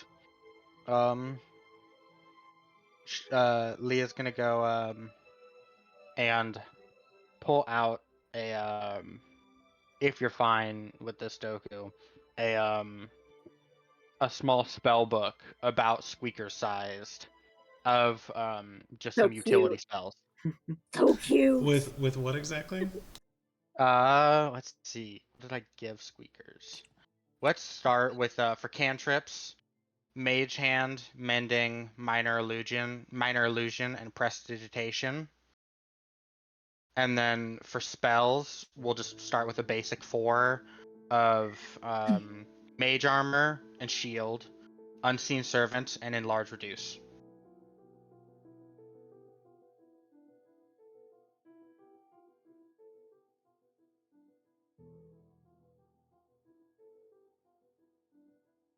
So you really want to turn your rat into a wizard, don't you? Yes. Rat. Wizard rat. Educate the rat. Educate the rat. So it kind of looks up to you and nods, and then kind of looks down back at the book, and sits kind of on its butt with its paws kind of outward, holding the book almost like a small child would, as it begins kind of flipping through the tiny pages with the small scroll-like scripts on them to try to begin. From what you can tell, it looks like it's actually learning and trying to comprehend. And so, let's see. As this happens, I want Cedar to kind of like go up a little bit closer to Sergeant Squeakers. She's gonna conjure, use minor conjuration, conjure like a tiny little piece of paper, maybe like about as tall as like one of those that you get in a fortune cookie, but like not as long, obviously. And she hands it to him and goes, "Congratulations on your graduation, little sir." It looks like it's a Oh my goodness. All right. It's a tiny little certificate of All right. graduation, but when it says graduation instead of the RAD, it's congratulations. Well, I mean, it's graduation, but with rat instead of RAD. Okay. So Graduation. you begin to hand this small piece of paper to the rat. Leah, what I want you to do is I want you to roll a d4 for me. Okay. Are you gonna kill me? That's 4. Okay.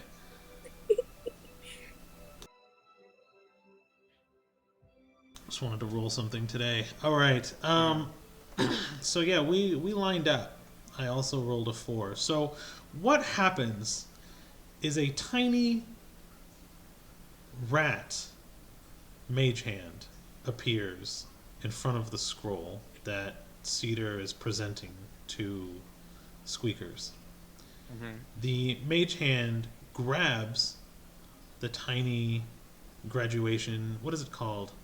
Diploma, I guess we'll call it a diploma for now. Certificate. Diploma, yeah. So it grabs the rat graduation certificate, and takes it from Cedar's hand, and the mage hand then slowly floats to Squeakers and presents it to them. And Squeakers looks very pleased with themselves. Love it. So at this junction, we'll say one spell was learned, because it'll take more than just a day, I'm assuming, to learn. Right. Absolutely. But Mage Hand was successfully learned first. Love it. Aww. Gail's That's watching so all this and just cute. thinking, what? So, Okay. Is this happening like as he wakes up? He wakes up and it's the middle of the ceremony. right? This is right. This floating hand, this tiny rat hand with like little fingers are grabbing the certificate, floating over Gail's sleeping face, and What? Hmm? Oh, good morning. Hey, how you feeling? Is that rat holding a diploma? Yeah, we educated the rat and now it's a wizard. Man, I go to sleep for one night and everything changes. I made him a tiny diploma, look. Oh my god. all right. Graduation. Rat. See that you're a massive dork. I hope you know that. Ah, yes. I'm aware. All right. Oh my goodness. So are you doing anything to cross-check what Cedar had said, or are you just taking her word at face value? I would definitely cross-check. Okay. I had kind of assumed, not trying to meta, but I figured you just hadn't said anything yet. So, did you want to roll that out now, or do you want to continue on? Yeah, sure. Let's roll it out now. Okay. So basically, she had assumed there was a soul of a tiny girl named Samantha in a hat. First off, roll an insight. Okay.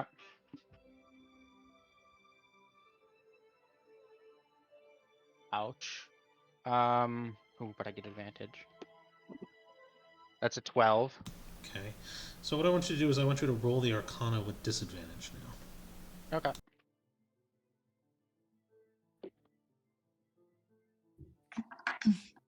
Eight. Okay. You look at the hat and you try to decipher if there's a soul in the hat. And it looks like a normal magic item. You even like have this moment where you try to talk to it. Or, well, you would talk to Squeakers to be like, hey, is anything up with your hat now that you're smart? Yeah. Now that you're sentient, is there a little girl named Samantha sharing the space? And Squeakers understands what you asked and looks up at the hat with their eyes and looks back at you and shakes their head. And just through their telepathic bond, Leah's gonna go, fucking liar. What? Yeah. You don't feel any. There's nothing weird about the hat. I am promising Well, you no, there not, was not that telepathic bond. The telepathic bond with the rat. Oh, between you and the rat. Gotcha. Yeah. And the rat, just you get the impression that the rat's like, there's no one in my head but me. Mm-hmm. And I just became sentient this morning. My name You're is. asking me a lot of questions, and I just attained sentience. You literally get. My name is Squeakers, not Samantha. What are you talking about? I cast Mage Hand. There's a lot to take in. I'm now in an elevated state of consciousness from the rest of my kind. This is kind of a lot to deal with. Right. Yeah. No So complex like, emotions Henry here. Crabgrass. Yes. Squeaker says always ask for consent, please. I still love when Ashley dressed up as Henry Crabgrass. Have you ever seen that picture, Charisse? I'm gonna send it to you. Nope. Oh, Send it to you me. gotta see it. But so then, for the rest of the drive, Leah will just have Squeakers up in the driver's seat with her, reading his tiny little book.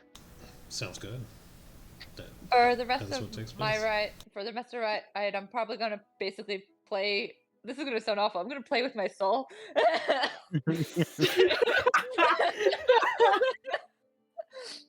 Basically, kind of like investigating. I broke Harry. You know, guess his new favourite plaything? Her soul. The souls of the innocent. A bagel. No. The souls of the damned are my playthings now. But basically, she's going to kind of try to experiment what her body can and can't do, and like try to investigate the soul in her necklace. Now.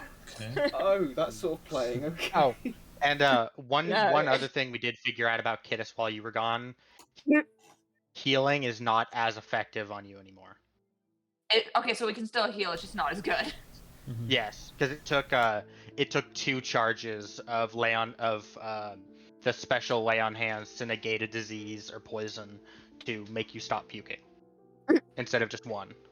Oh, fun! This is Basically- not going to cause problems. Yeah, Oh, good what's luck. that? So The from what we can consequences of your- assume right now, it's about half as effective. And Sophie, shut up. Oh, dang it. But You anyway, didn't consider the implications. All right. I didn't know I was gonna rip my soul out. Are you frightened? Well then, with you, then go ahead and Yeah, roll well, then. roll an investigation and survival. Investigation. Investigation's 19. Survival is 15. Okay. So with that investigation, what you realize is that the moment the clasp breaks and the necklace is removed from your person more than about 6 inches from the head, the chain doesn't seem to matter too much. It seems to be distance. It unnaturally pulls itself to you. It's almost magnetized to your well, I guess we'll call it your body, your husk, your shell. Shell's a good thing. It's almost magnetically attracted to your shell, but the moment it comes about 6 inches away, there is some force to pull it that far. You almost cease to be. Oh, fun! Your mind goes blank. Your body animates kind of on its own, but you don't have any real control over it. And what the survival roll just was you realizing that and grabbing it and pulling it close to your chest as your mind slipped away from your body.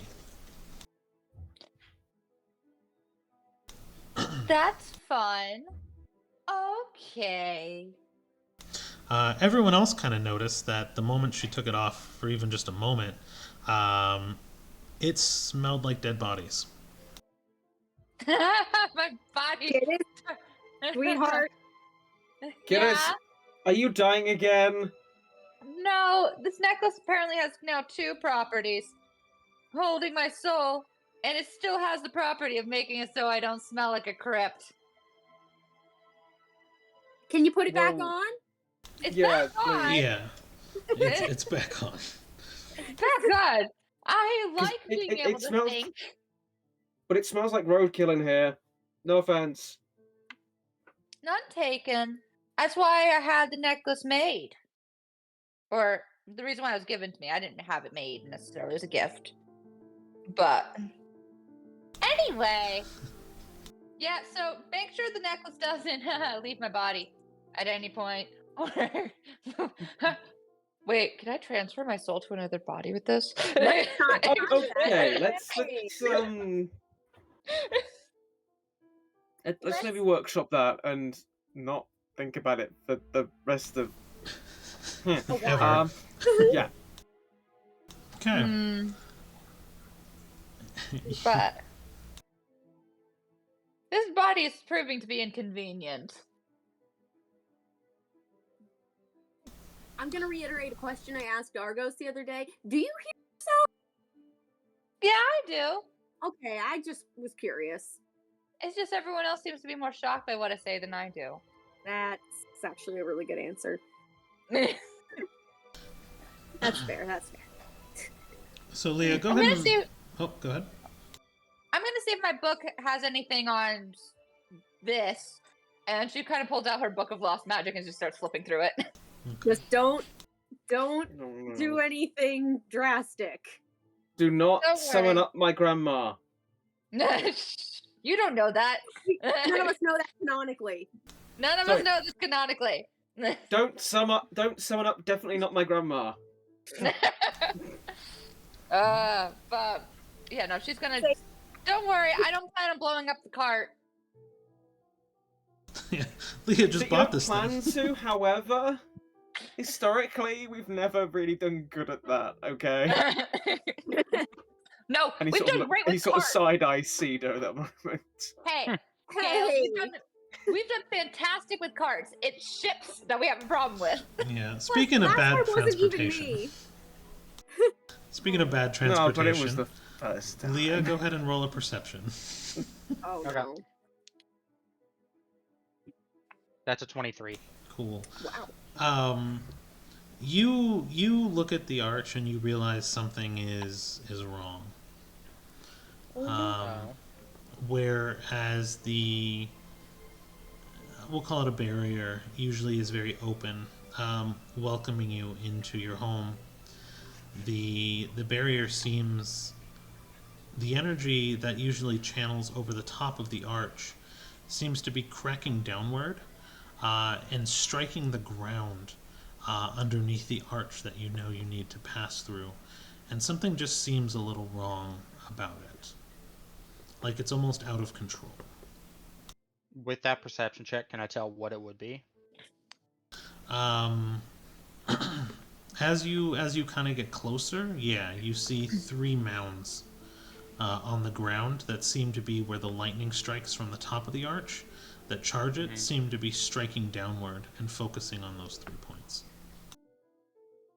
Would this now be Leah's arch enemy?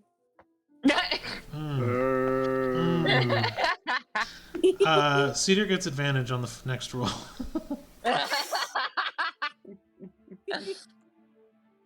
Yes. Leah's gonna go over and just try and figure out what's up with these 3 pieces of rock. Don't get electrocuted. You're one to talk. Hi, I haven't been electrocuted. I don't think. I don't remember getting electrocuted. The path splits into 3, one to the left, one to the center, and one to the right. Which one would you choose? Leah will go left. Okay.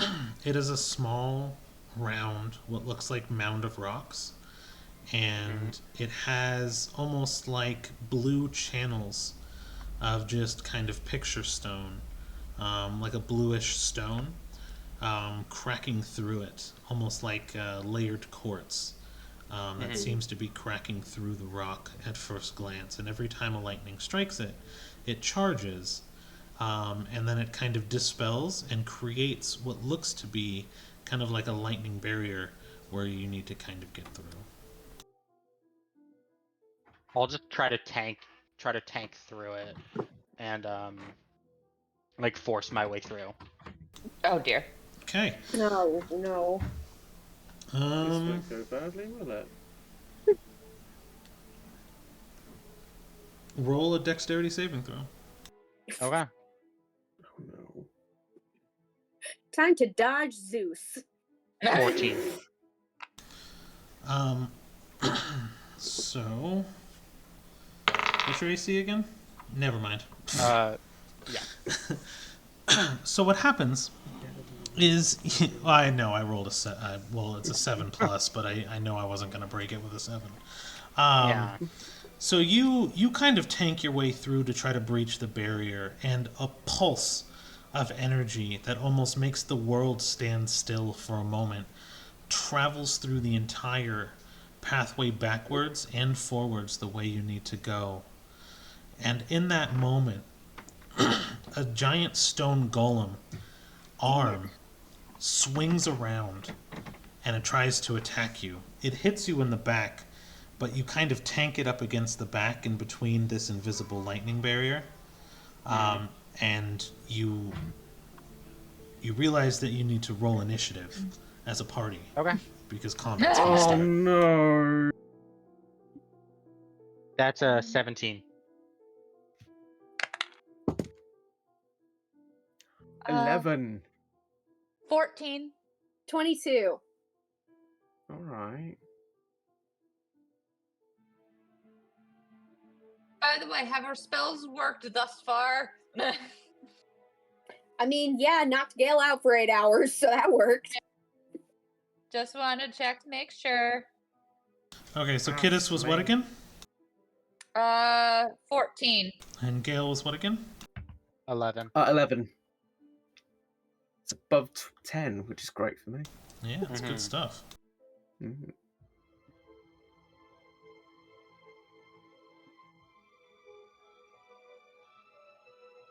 Apparently my golems are slow as fuck, so they're going last. Oh, golems. Wait, I originally heard golems. I was really concerned. Okay,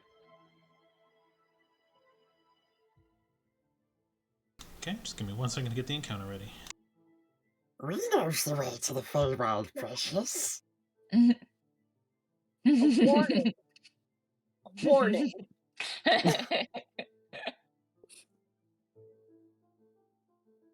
Sorry, I was going to do my golem voice in that moment. Well, now I know. It's an after warning.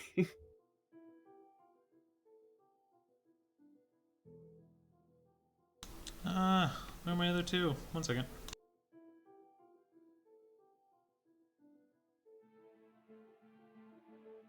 I mean, that is some cool artwork for the golems. I almost called them golems. I almost called them golems again. Gollum. I think it's just my brain telling me that I need to rewatch Lord of the Rings again at some point. Mm-hmm. That's exactly what it is. I guarantee it. Oh yeah.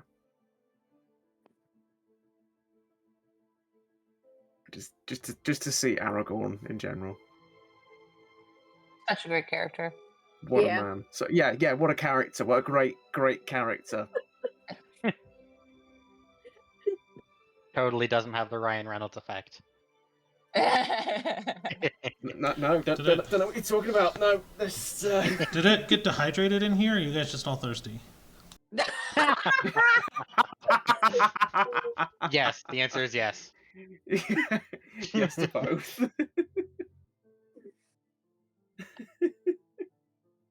Okay. And in the moment that Leah kind of breaks the barrier for a moment of lightning, 3 lightning bolts strike again, and 3 giant hulking rock monstrosities kind of begin to take shape. And Leah, you know this to be extremely wrong, that the archway was here to kind of protect your domain, and that these creatures here are being caused by some sort of like loose magic. You realize right away once they take form that they're kind of just almost animatronic, and they're just here, and they were created by wild magic getting loose. And you were like, this is super wrong, and you almost feel like a duty to destroy them, because just their existence could be causing more, wild magic to be, I guess, spurting about and damaging your homeland.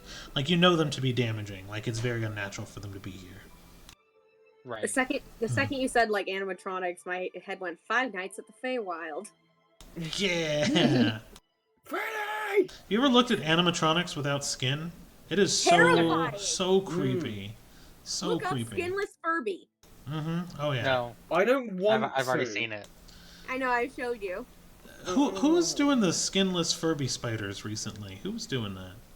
No, I sent you the So pink what? Furby spider. I Yeah. sent you the pink Furby spider. That's Yeah, that's what it was. Yeah, that's. Oh yeah, I made a note to make that canon. I still haven't built the creatures for that yet. What? Sorry. Can we go? Can we go help. back in time a second? What? No. Why Furbies- Furbies and spiders together? You'll Why? find Here, out. I'll show It's you. canon. Don't No, worry. I don't. So the Sophie, stop the real giggling right now. No, I can't.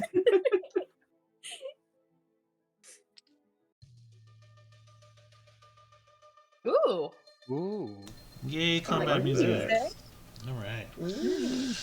So the first creature begins to move, and he hulks over. And these are all large creatures. They're all occupying, large space. They're not tiny single block creatures at all.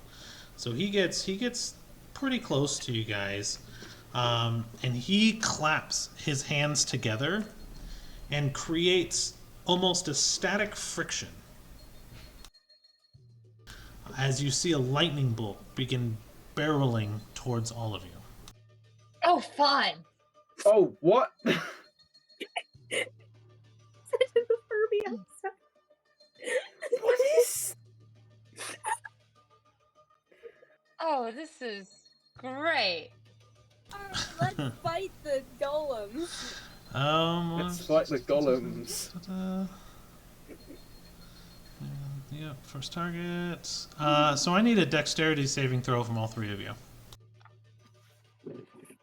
Wait, wouldn't a lightning bolt be a straight line, meaning it couldn't hit all 3 of them? That didn't say he cast lightning bolt. Fair. I said they saw a lightning bolt travel towards Kittis. 11. Oh, this is great. 17. Nice. Yeah. 5. Watch me roll like shit the next round. Kittis is like, I've gotten over my food poisoning. Just gets like Blasted by a lightning. blasted. What am I, Frankenstein now? So let's see here. Let's roll some damage. Technically, Frankenstein was the name of the scientist, not the monster. I will become both. What was it? Young Frankenstein, the Gene Wilder movie. That was It's so Frankenstein. good. So good. It's Frankenstein. It's Love that Frankenstein. movie. Who's second in position? Oh, okay, no, Gale's at the end, and he's the only one who saved. Dang. I'm the only one who saved. I mean, they got an 11 and a 5. What did you expect? What did you expect? Still, I'm never normally this good, okay? Gale got a good night's sleep. He's all good, set to go. Gale got a good night's sleep. He's dodging ninja stars at this point. Okay. Kittis and Cedar both You take. centerpiece. Kittis and Cedar both take 22 damage. Oh, nice. Smoke. I rolled 5 1s when I did a damage roll on that. That's fabulous, actually. Yeah. No, it's not. Yes, it is. Trust me, the damage could have been so much worse. And I didn't even do it with a D8 pool. I did it with D6 pools. Yeah. Which means he was doing 8d6 at least. So yes, it was so. The F22 was fabulous. So Less and than then, yeah, it's less than half, far less. And Gale, you take 11 damage. Because what ended up happening is the bolt center chest shot Kittis and almost burned the front as it came out the back and arced to Cedar, which then traveled through one of her wings out the other and grabbed onto Gale's wings, who he kind of reflexively grounded himself and pressed himself into the ground to absorb some of that lightning bolt. As the hulking creature is now staring all three of you down. Oh, that's great. Thanks, Leah, for activating these. You're welcome. Trapdoor! I opened the door. Okay! No, I mean, it works. It works. I like it. Cedar, you're up, because you rolled a 22. Oh, right.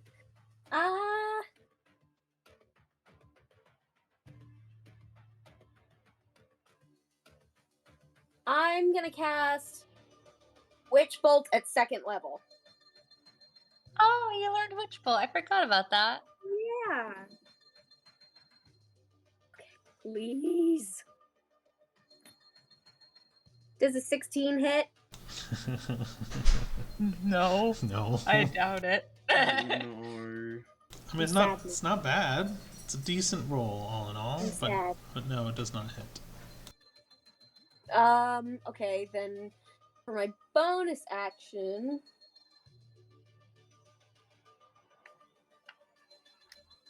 Sorry, give me 2 seconds. For my bonus action, I'm gonna throw a Psychic Blade at it. Good luck. Oh, these things.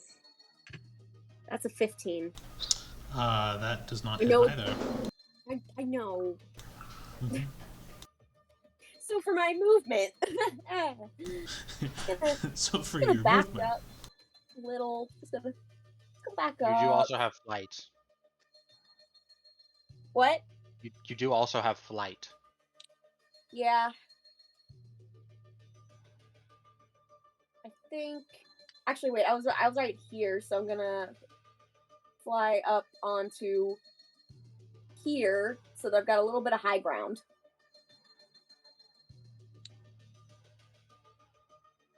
Where's the high ground? It's over, golems. I have the high ground. High ground. Portable high ground. Yeah. So just to remind yourself, That's not how jetpacks work. did you use your advantage roll on either one of those attacks? I used it a little earlier. Oh, okay, okay. All right. So I'm up. Yes, that brings us to Leah. I used my pun advantage already. Are these golems considered objects or structures by chance? No. Let me see how I classified them. No, they're kind of essentially rock animations. Okay, I wasn't sure because Grovel Thrash basically is a siege weapon, so it does double damage to objects and structures. Gotcha. Yeah. So I don't know if that would qualify or.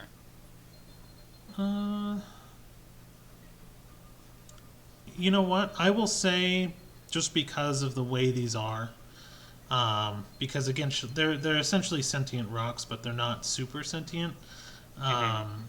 Like they're magically created animatronics, essentially. I would say that these two, the Terras would be the two large ones on the left and right. I will say because they're mostly just rock boulders. Since the center one is kind of more humanoid-esque, and actually capable, I would say that that one would be not. So yes, if you want to take that on the left and the right ones, then go ahead, but not on the center one. Love it. Alright. So bonus action, Shield of Faith. And then for my action, I will use everything I have. A first level Divine Smite, my extra 2d6 bludgeoning, and my Strike of the Stone Giant. Okay. For a 21 to hit. That does hit. Love it. So that is. And would the siege weapon double the modifier as well, the plus 12, or no? Just the damage, I believe, wouldn't it? Okay. Well, but I mean, like the damage. My damage modifier is plus 12. So would it double the rolled damage only, or the rolled and the modifier? What I will say, because I don't know that ruling offhand, let's double the rolled damage. Just the raw damage, and I will look up that ruling, and I might retcon it later. Just give me a minute to look it up, but I don't want to interfere too much with combat. Sound good? Sounds great. Yeah.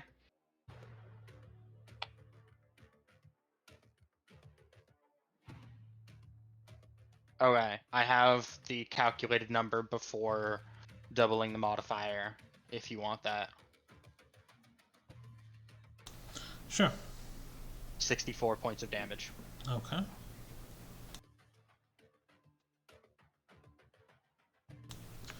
Okay. These siege rulings are a little bit more complicated and require a lot of reading, so I will get back to you on that. Yeah. I thought I could look it up really quick, and it's on like 4 different pages in the book, so I'm no, you're fine. We can just, Yeah, we'll just do roll damage for now, and I'll let you know later. Okay, yeah, that's fine. Thank you. And you said 64? Yep. You take a pretty large chunk out of it. Like, it is solid rock, but you, like, carved a chunk away. Does it look like it would be the equivalent of bloodied? That half health? Yes, it is. Ish, yeah. Okay. So then second strike. That's a 22 to hit. That'll hit. And I'll be pumping everything except for strike of the... Oh, it also, I doubt this matters, it needs to make a strength save. Oh, okay. AC 17. I'm sure it will, but might as well look. Yeah. It did? 23. Okay. So then yes, I will make a second strike with everything except for Strike of the Stone Giant, because I can't use that twice in one round. And that's a first level Divine Smite that I'm burning. So with that 22... Now question, you are taking into account the fact that you burned the spell slots for the horses, right? I gained those back on a long rest a while ago. But, because the horses just last, they don't need to be reset. That's right, they don't respawn. The DD, right, never mind. Which is why I was fine with doing that, because they just last.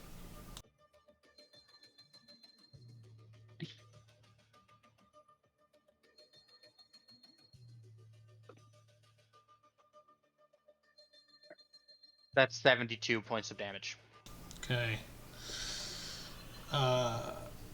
It is alive. Okay. But not by much. Okay. And that's my turn. One of its arms kind of falls off at the joint, and it actually has like pieces fall off. And some of the ones that do fall off, like on the chest, actually kind of magnetically reform, almost as if like static friction kind of pulled them back together. But it's destabilizing. Okay. And she'll just yell out to the others, "Just finish this guy off for me," and turn. Cool. That'll bring us to Kittis. Hold on. Alarming. You want me Evil to laugh. actually, or what? Hold on. 1, 2, 3, 4, 5, 6, 7, 8, 9, 10. So I'm going to shoot off a fireball behind the stone giant that she's fighting, trying to keep her out of range of the 20-foot sphere that's about to go. Okay. Thank you for the sound effect. You're welcome. You guys can't see me, so sound's all you get. I gotta be really good with it. But yeah, so that's a Dex 15 save. Okay, Dex 15. Yep.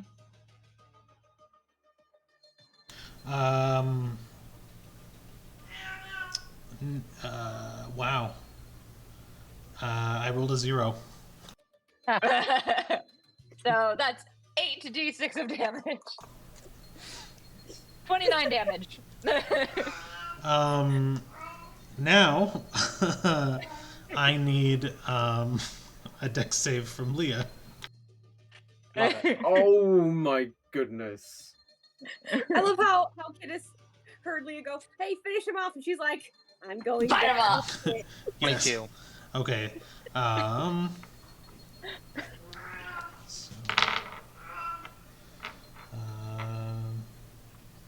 What's your AC again? 23. 23. Okay, that was a 22 right now. Okay. So it explodes. So the fireball explodes behind it, and then it explodes out into like 1,000 small kinetic pieces. Zinni, honey, Mommy will be back in a minute. Zenata. Oh my gosh. Okay. I can't right now today.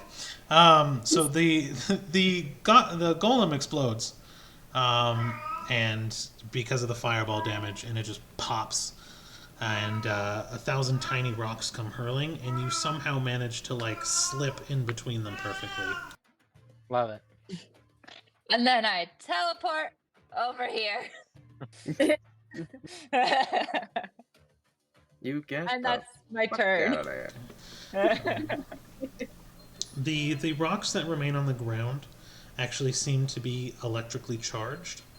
And there seem to be, it kind of becomes a minefield in this area. I don't want to say minefields, however, these rocks are still,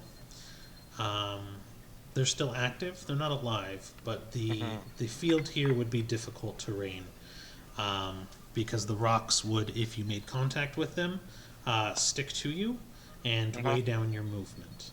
So you can either take the difficult terrain to get out, or take the damage debuff going forward. That's how this trap works. Gotcha. Okay. And is that going to be your move, Kittis? Yep, that is everything I can do. Perfect. Just fireball. It worked. Gale, you're up. Okay. So Gail's gonna see this at the big meanie right in the middle. Sort of panic for a second, just go guiding bolt. And he's gonna cast it at 3rd level. Right there. It's gonna be plus 24. That does hit. Nice. Okay, this is the part I like because I get to roll lots of dice. But I don't have enough d6s out at the moment. It's gonna be 10. Oh, big money, big money, big money. This would be like. That is 22 points of radiant damage. Cool. As just this beam of light shoots out of Gale's hands and just strikes the humanoid Ghoulam. Gulim. Unum. Okay. He tanks it. He took the hit, and the radiant damage. It takes kind of large chunks out of his chest plate, but he seems unfazed. I don't like that. Okay, and I've burned out my main action with a spell, so I can't use any cantrips or anything like that. That's fine. Gale is going to use his movements.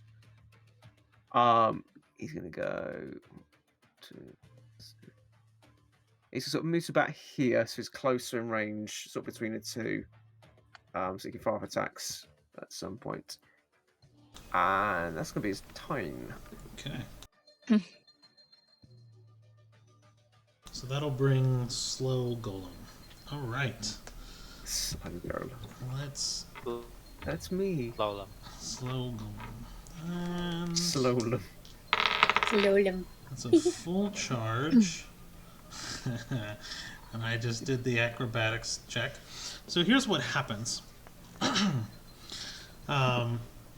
The golem to the right rolls into a ball and begins to spin in place before he releases. And it's like the friction on the ground takes hold almost immediately as he rolls, barreling down towards the large golem. He rolls off almost like a ramp up the golem and collides into the wall next to Cedar. Now, Cedar, I need a dexterity save for me, please. Wait, I'm not going to use this dice. It kept betraying me. Please be nice to me. You little... Okay. Said dexterity save? Yep. That's a 6. So, you dodge the initial blast, but what you don't notice is that the golem's arm is sticking out of the side, spinning at full speed, as he clotheslines you into the wall, allowing him to do an attack roll, which I'm assuming a 19 hits. What do you think? Yeah. I'm and a wizard. You feel the wind leave your lungs as he hits you for 12 plus 7, 19 damage. Sorry to be sassy, but also, I'm a wizard. Yes, a 19 hits. So, don't apologise. That was golden. And you have now taken 19 damage from that. I'm at 16 right now. I don't like that. Does that include your temporary hit points that you get at the start of your day? Oh, those got sapped the first time I got hit. Okay, great, cool. So I double check. All right. Yeah. Okay. So, because his is double range, double damage. How far are you, Gale? Too far? What do you want to go for, Gale, or go for the half giant that just destroyed his buddy? Just making sure you guys are both in range. No. So, I need a strength saving throw from both of you. Me and Gale? You and Gale. Okay. 24. Okay. 7. Okay. So, a lightning chain comes out of the wrists of the golem as he raises it, pointing towards both of you. And you feel them actually grab you and try to yank you. Leah kind of holds fast and the chain breaks away. But the chain that wraps around Gale pulls him 15 feet closer and electrifies him. For it's minimum damage. It's 5 damage. Yeah, that's not bad. I can do that. Okay. And then it'll be Leah's turn. Alright, I'll take the speed reduction. So, get about there. The rocks magnetically cling to you. Or did you go through the difficult terrain, or did you just barrel through? When I you went said... through the difficult terrain. Oh, okay. So yeah, never mind then. You navigated around them. That's why I said speed reduction. Gotcha. Yeah, I wasn't sure. No, you're good. You're good. And then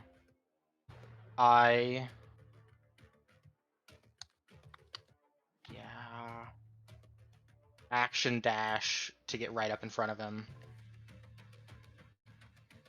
And I will bonus action turn invisible. Bonus action, turn invisible. Okay. Well, let me check something first. Yeah, that's what I do. Bonus action invisible. Okay. That's my turn. So that will then bring us to Cedar. Or Awesome. yeah, sorry, I switched you guys. Unfortunately, that was my bad. Oh, no worries. It's okay. Mhm. Still get to do fighting. Yeah. Same order, ish. Yeah. Alrighty.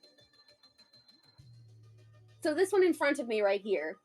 Yes. I'm going to cast Tasha's Mind Whip. So that will be a intelligence save of 16. His strongest attribute. I'm getting rid of that dice. No, he did not save. Alright, so that is 3 No, you should keep it. Let me roll damage. Alright, so that would be 11 damage. And then for my bonus action, since he's that close, I'm gonna disengage. Bonus action disengage. Oh my god, you did rogue things! You did rogue things! I'm so proud of you! I Without being reminded! I'm just gonna go over here. I thought this would never come, Sophie. I'm so proud of you. So proud. And so now I am away from those two.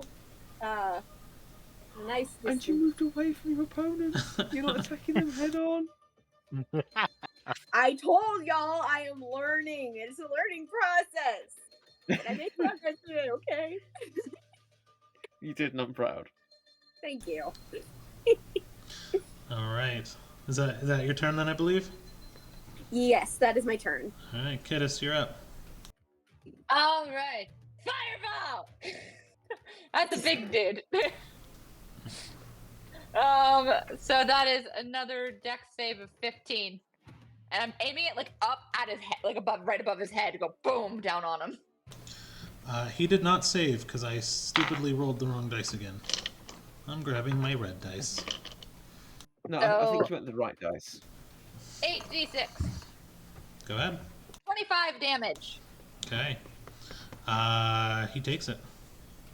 And then I'm just gonna kind of keep inching away from things, but I'm not teleporting quite this time, but I will be like right there, and I'm trying to avoid the hard terrain over there. Sounds good. All right. There we go. And that's my turn. Nice. Okay, and that'll bring us to Gale. Okay, the big bipedal humanoid meanie that stood right in front of me. I'm gonna reach out my hand, and I'll use my action to cast Toll the Dead at him. So I'm gonna need you to make me a Wisdom saving throw, por favor. Nat 20. So I believe he saves.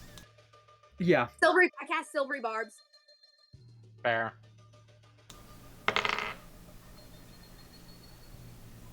No longer saves. Yes. Thank you, Sophie. No problem. Who do you give the advantage to? Not Leia.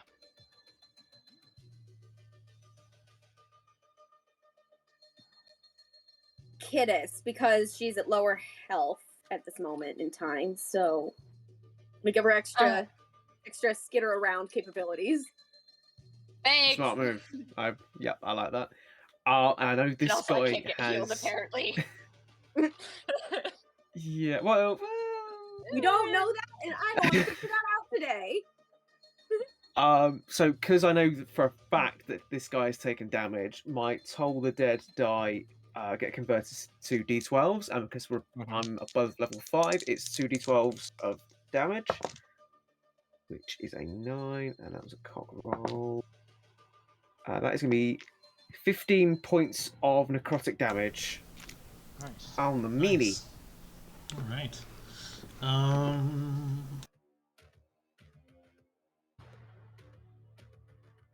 He takes a damage, but it doesn't seem to bother him as much as you would assume it would. So you can kind of see the necrotic damage take hold kind of in the seams of the rocks that kind of make up his body. But like the fireball and things like that, the damage he'd already taken, he kind of cared about it, and the radiant damage. He didn't seem to care about this. He seemed almost unfazed and didn't even bother looking at you. Good to know. Alrighty. Is Gale still wrapped in chains? No, that was just the lightning lure. That was just the visual. So he's not actually wrapped. He just got pulled closer. All right, cool. Because I'm going to use some movement to back the fuck up. There we go. Right there. And it's my turn. Okay. So the slow golem is actually going to take one hand and place it in the mountainside and literally slide down the hill. He's going to use the inertia from his slide to roll, and as he pops back up into his normal form, he's going to barrel a punch directly into Kittis. Okay. Oh, shoot. Not good. Does a 24 hit? Yeah, that would hit. Alright. So that is this plus... Oh. Maximum damage for 17 on the punch. 17 damage? Yep. Okay. Alright. I'd say pop your globe on your next turn. Pop my what? Your globe. I still have my teleport though. Yeah. So I can stay in for as long as the teleport still exists. Mm-hmm. I just didn't teleport last. Yeah.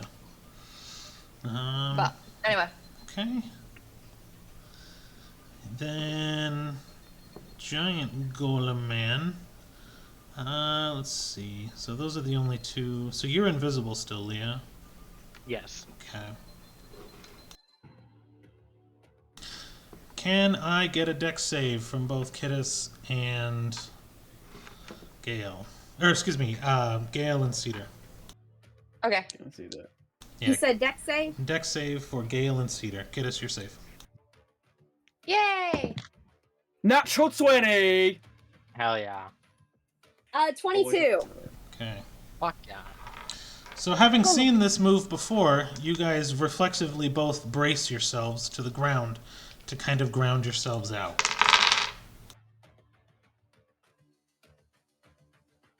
I am so grounded right now.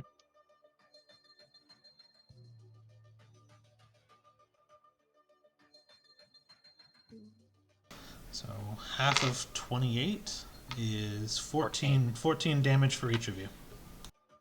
Okay. 2 health points. You're on 2 health. Okay. And what else will he do? What do you mean else? What do you mean? What do you mean? What do you mean? What do you mean? Was that the Hot Ones meme? What do you mean? I think it might have been. What do you mean?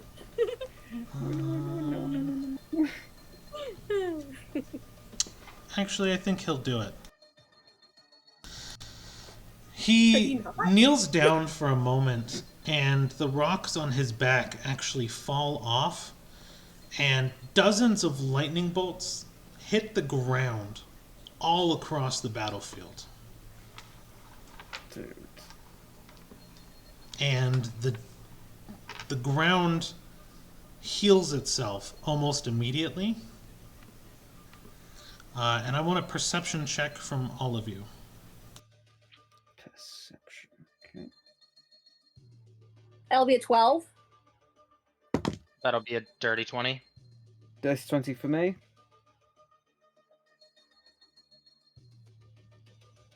Kiddos?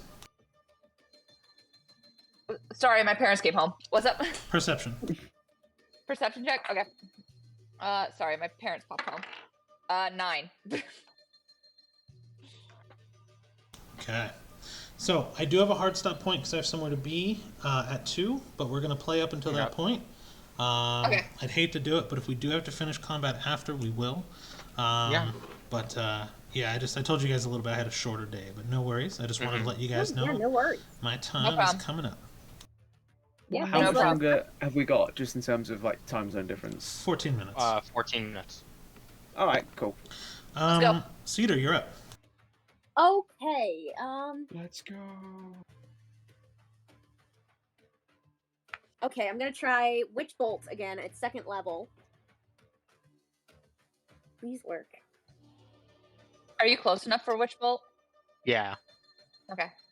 Yeah, she's 45 from each. Oh wait, Witch Bolt's 30. Well, no. 1, 2, 3, 4, 5. No, she's exactly 30 from the big guy. Oh sweet. Nice one.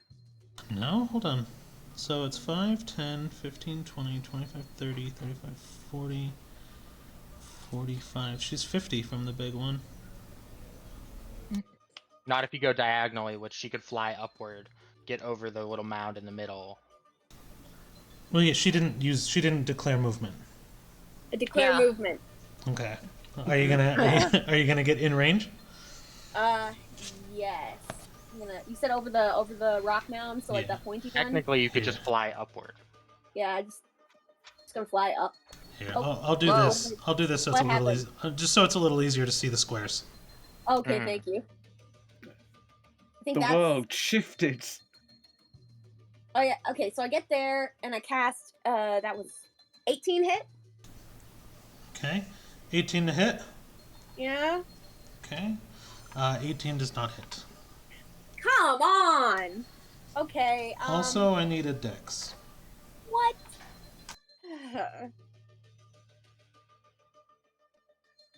That would be 16. Okay. You touch ground and immediately realize that a spell ward activated underneath you and flew back up into the air as you cast your Witch Bolt. And a lightning rune discharged at your feet and exploded, and you narrowly dodged it. Okay, good. For my bonus action, I'm gonna disengage. You can't. Can you? How much movement do you have left? Wait. I don't have movement left, do I? You don't need to disengage. You're like 10 feet away. Okay, never mind. Yes, you could so- bonus action dash. Yeah. True.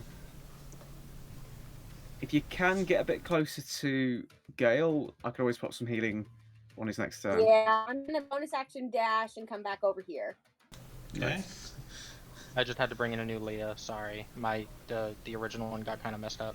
You're good. That's my turn. Cool. So you moved again.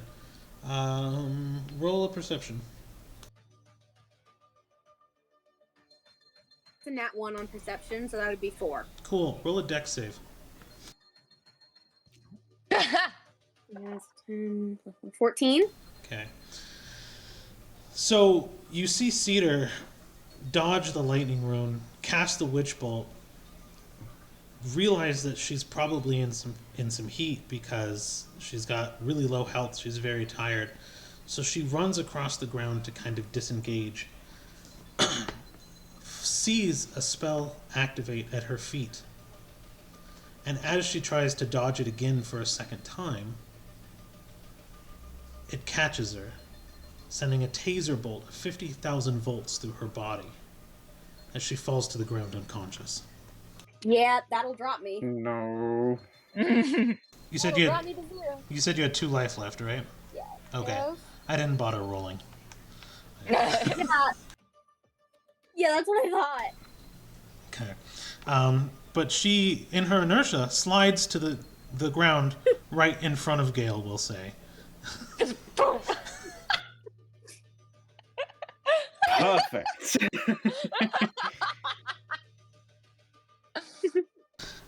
So that was Cedar. So that brings us to Leah. Yep. All right, so I will make my first strike at advantage because I'm invisible Mm-hmm. for a nat fucking 20. Nice. Nice. With a second level divine smite, and my stone giant, and my extra bludgeoning.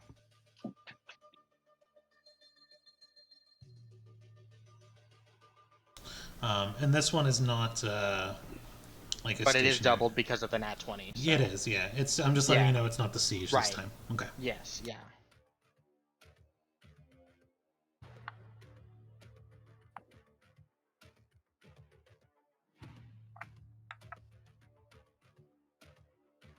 That's 82 points of damage. Oh. He did not like that. We say he, do we mean the monster or the DM? Both. Yes. Yes. No distinction between the two at this moment. Nothing in between. Nothing in between. You take a large chunk out of his breastplate, and almost like he's defensively healing, you see roots and vines kind of reform his body where the rocks were. Okay. So then I'll take my second strike. Mhm. For 28 to hit. Yep. With a first level and the psychic damage. Okay. Or the bludgeoning that comes from my taking psychic. Mm-hmm.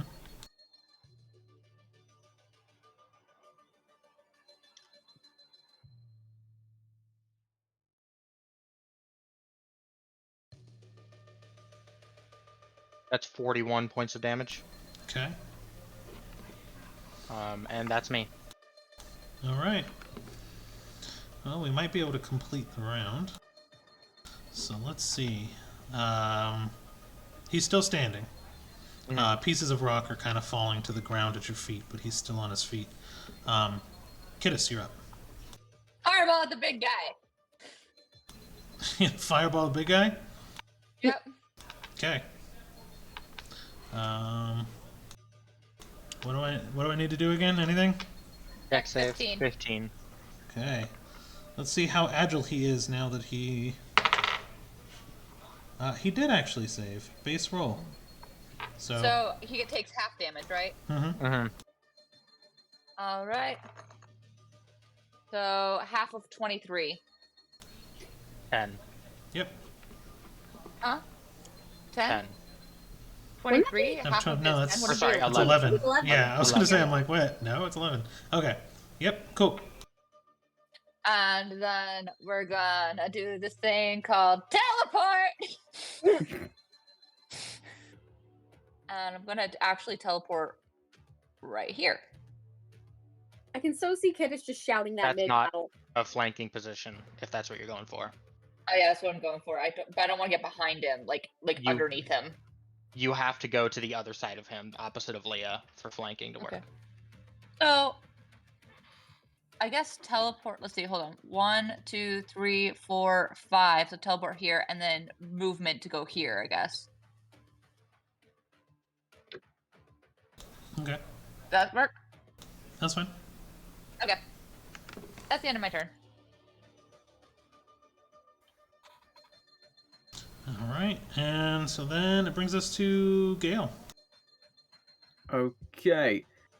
Cedar's right at my feet, so I'm going to kneel down, pop a 4th level spell slot, and use Cure Wounds on her.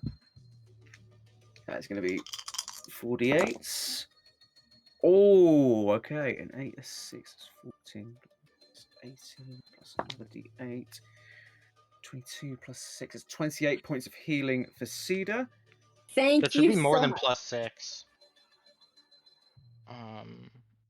because you upcast it at 4th level. Oh, sorry, plus 9. So, yeah. How much did I say originally? That was 28 plus 22, 3. so that's sorry, yeah, 25. 31. Wait, 25? No. No, Wait, sorry, No, sorry. I'm really confused now because It was 22 Kira- raw, so it'd be Maths. 31. Yeah, I thought Kira went right. Because I was going off of. I thought you said it was 22 with He's the a- modifier. Then No, he's Never- a yeah, he's a never mind, light I got cleric, it. so he Yeah, gets I got extra it. buff. I got it. Sorry, Sweet. it doesn't. For whatever reason, I have to click on it for it to put the extra on. It doesn't just show it on the character screen. You're good. And also, I'm really tired, so apologies for that. Yeah, Oh, good. no, you're good. And then because I've got my healing shit, by doing a healing spell of that level, I get 6 points of healing back to myself as well. And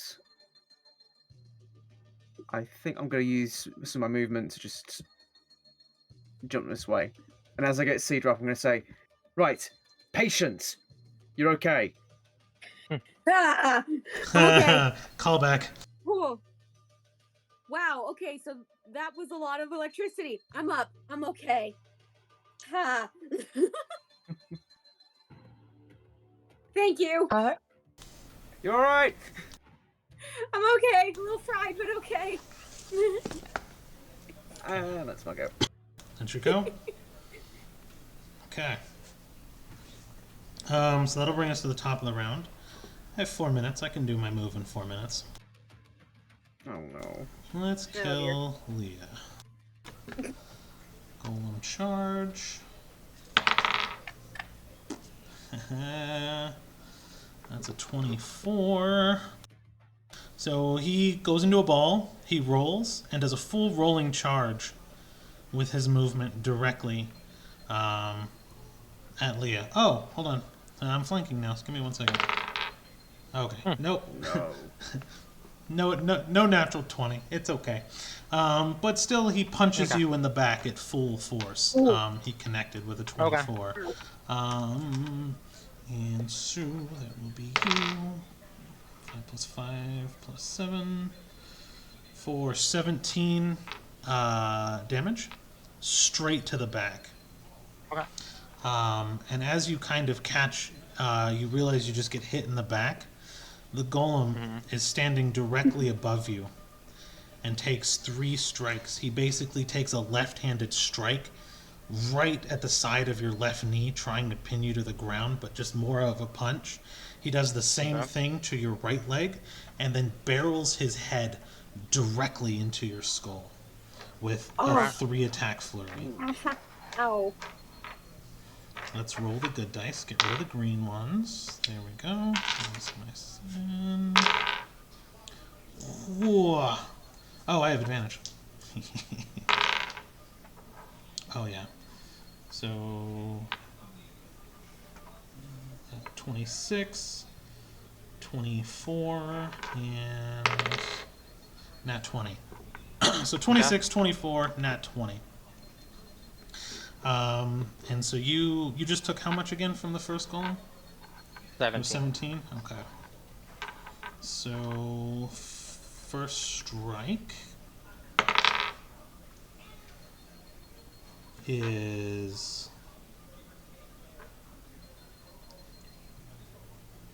18 damage. Okay. Second strike is 20 damage. Okay. And my nat 20 strike is not as bad. 21 plus 7, 28 damage. Okay. I know we gotta go, so I'm gonna ask this of you to be thinking of for next session. Does my Fey boon do anything for 2 damage reduction? So here's what happens. Did that knock you out? Is that Yes, why it you're did. asking? So that's why I'm Okay. asking about reduction. Yeah. So here's what happens. You whole body goes prismatic. You crack almost into a dozen pieces as 2 prismatic forms appear to your left and right and blend in with the same form of yourself. You took so much damage, your armor fell off, and just this shine of your body creates a natural displacer effect. And you've stood steadfast and have 1 health. Love it. Whoa. So you finally got your displacer cloak. You're welcome. Fuck yeah. Now this will naturally go into effect when you have 1/4 of your life left from now on. Okay. Love it. Does that make sense? Can you keep track of that? Yes, I can. Okay. But I do got to jet, otherwise I'm going to be late. Yeah. It was a wonderful session with you guys. Sorry it was a Don't little bit forget to end shorter. stream. Thank you. Thank you so I will much. end stream. You guys have a great one. Bye, guys. You too. Bye. See you soon, guys. Yeah.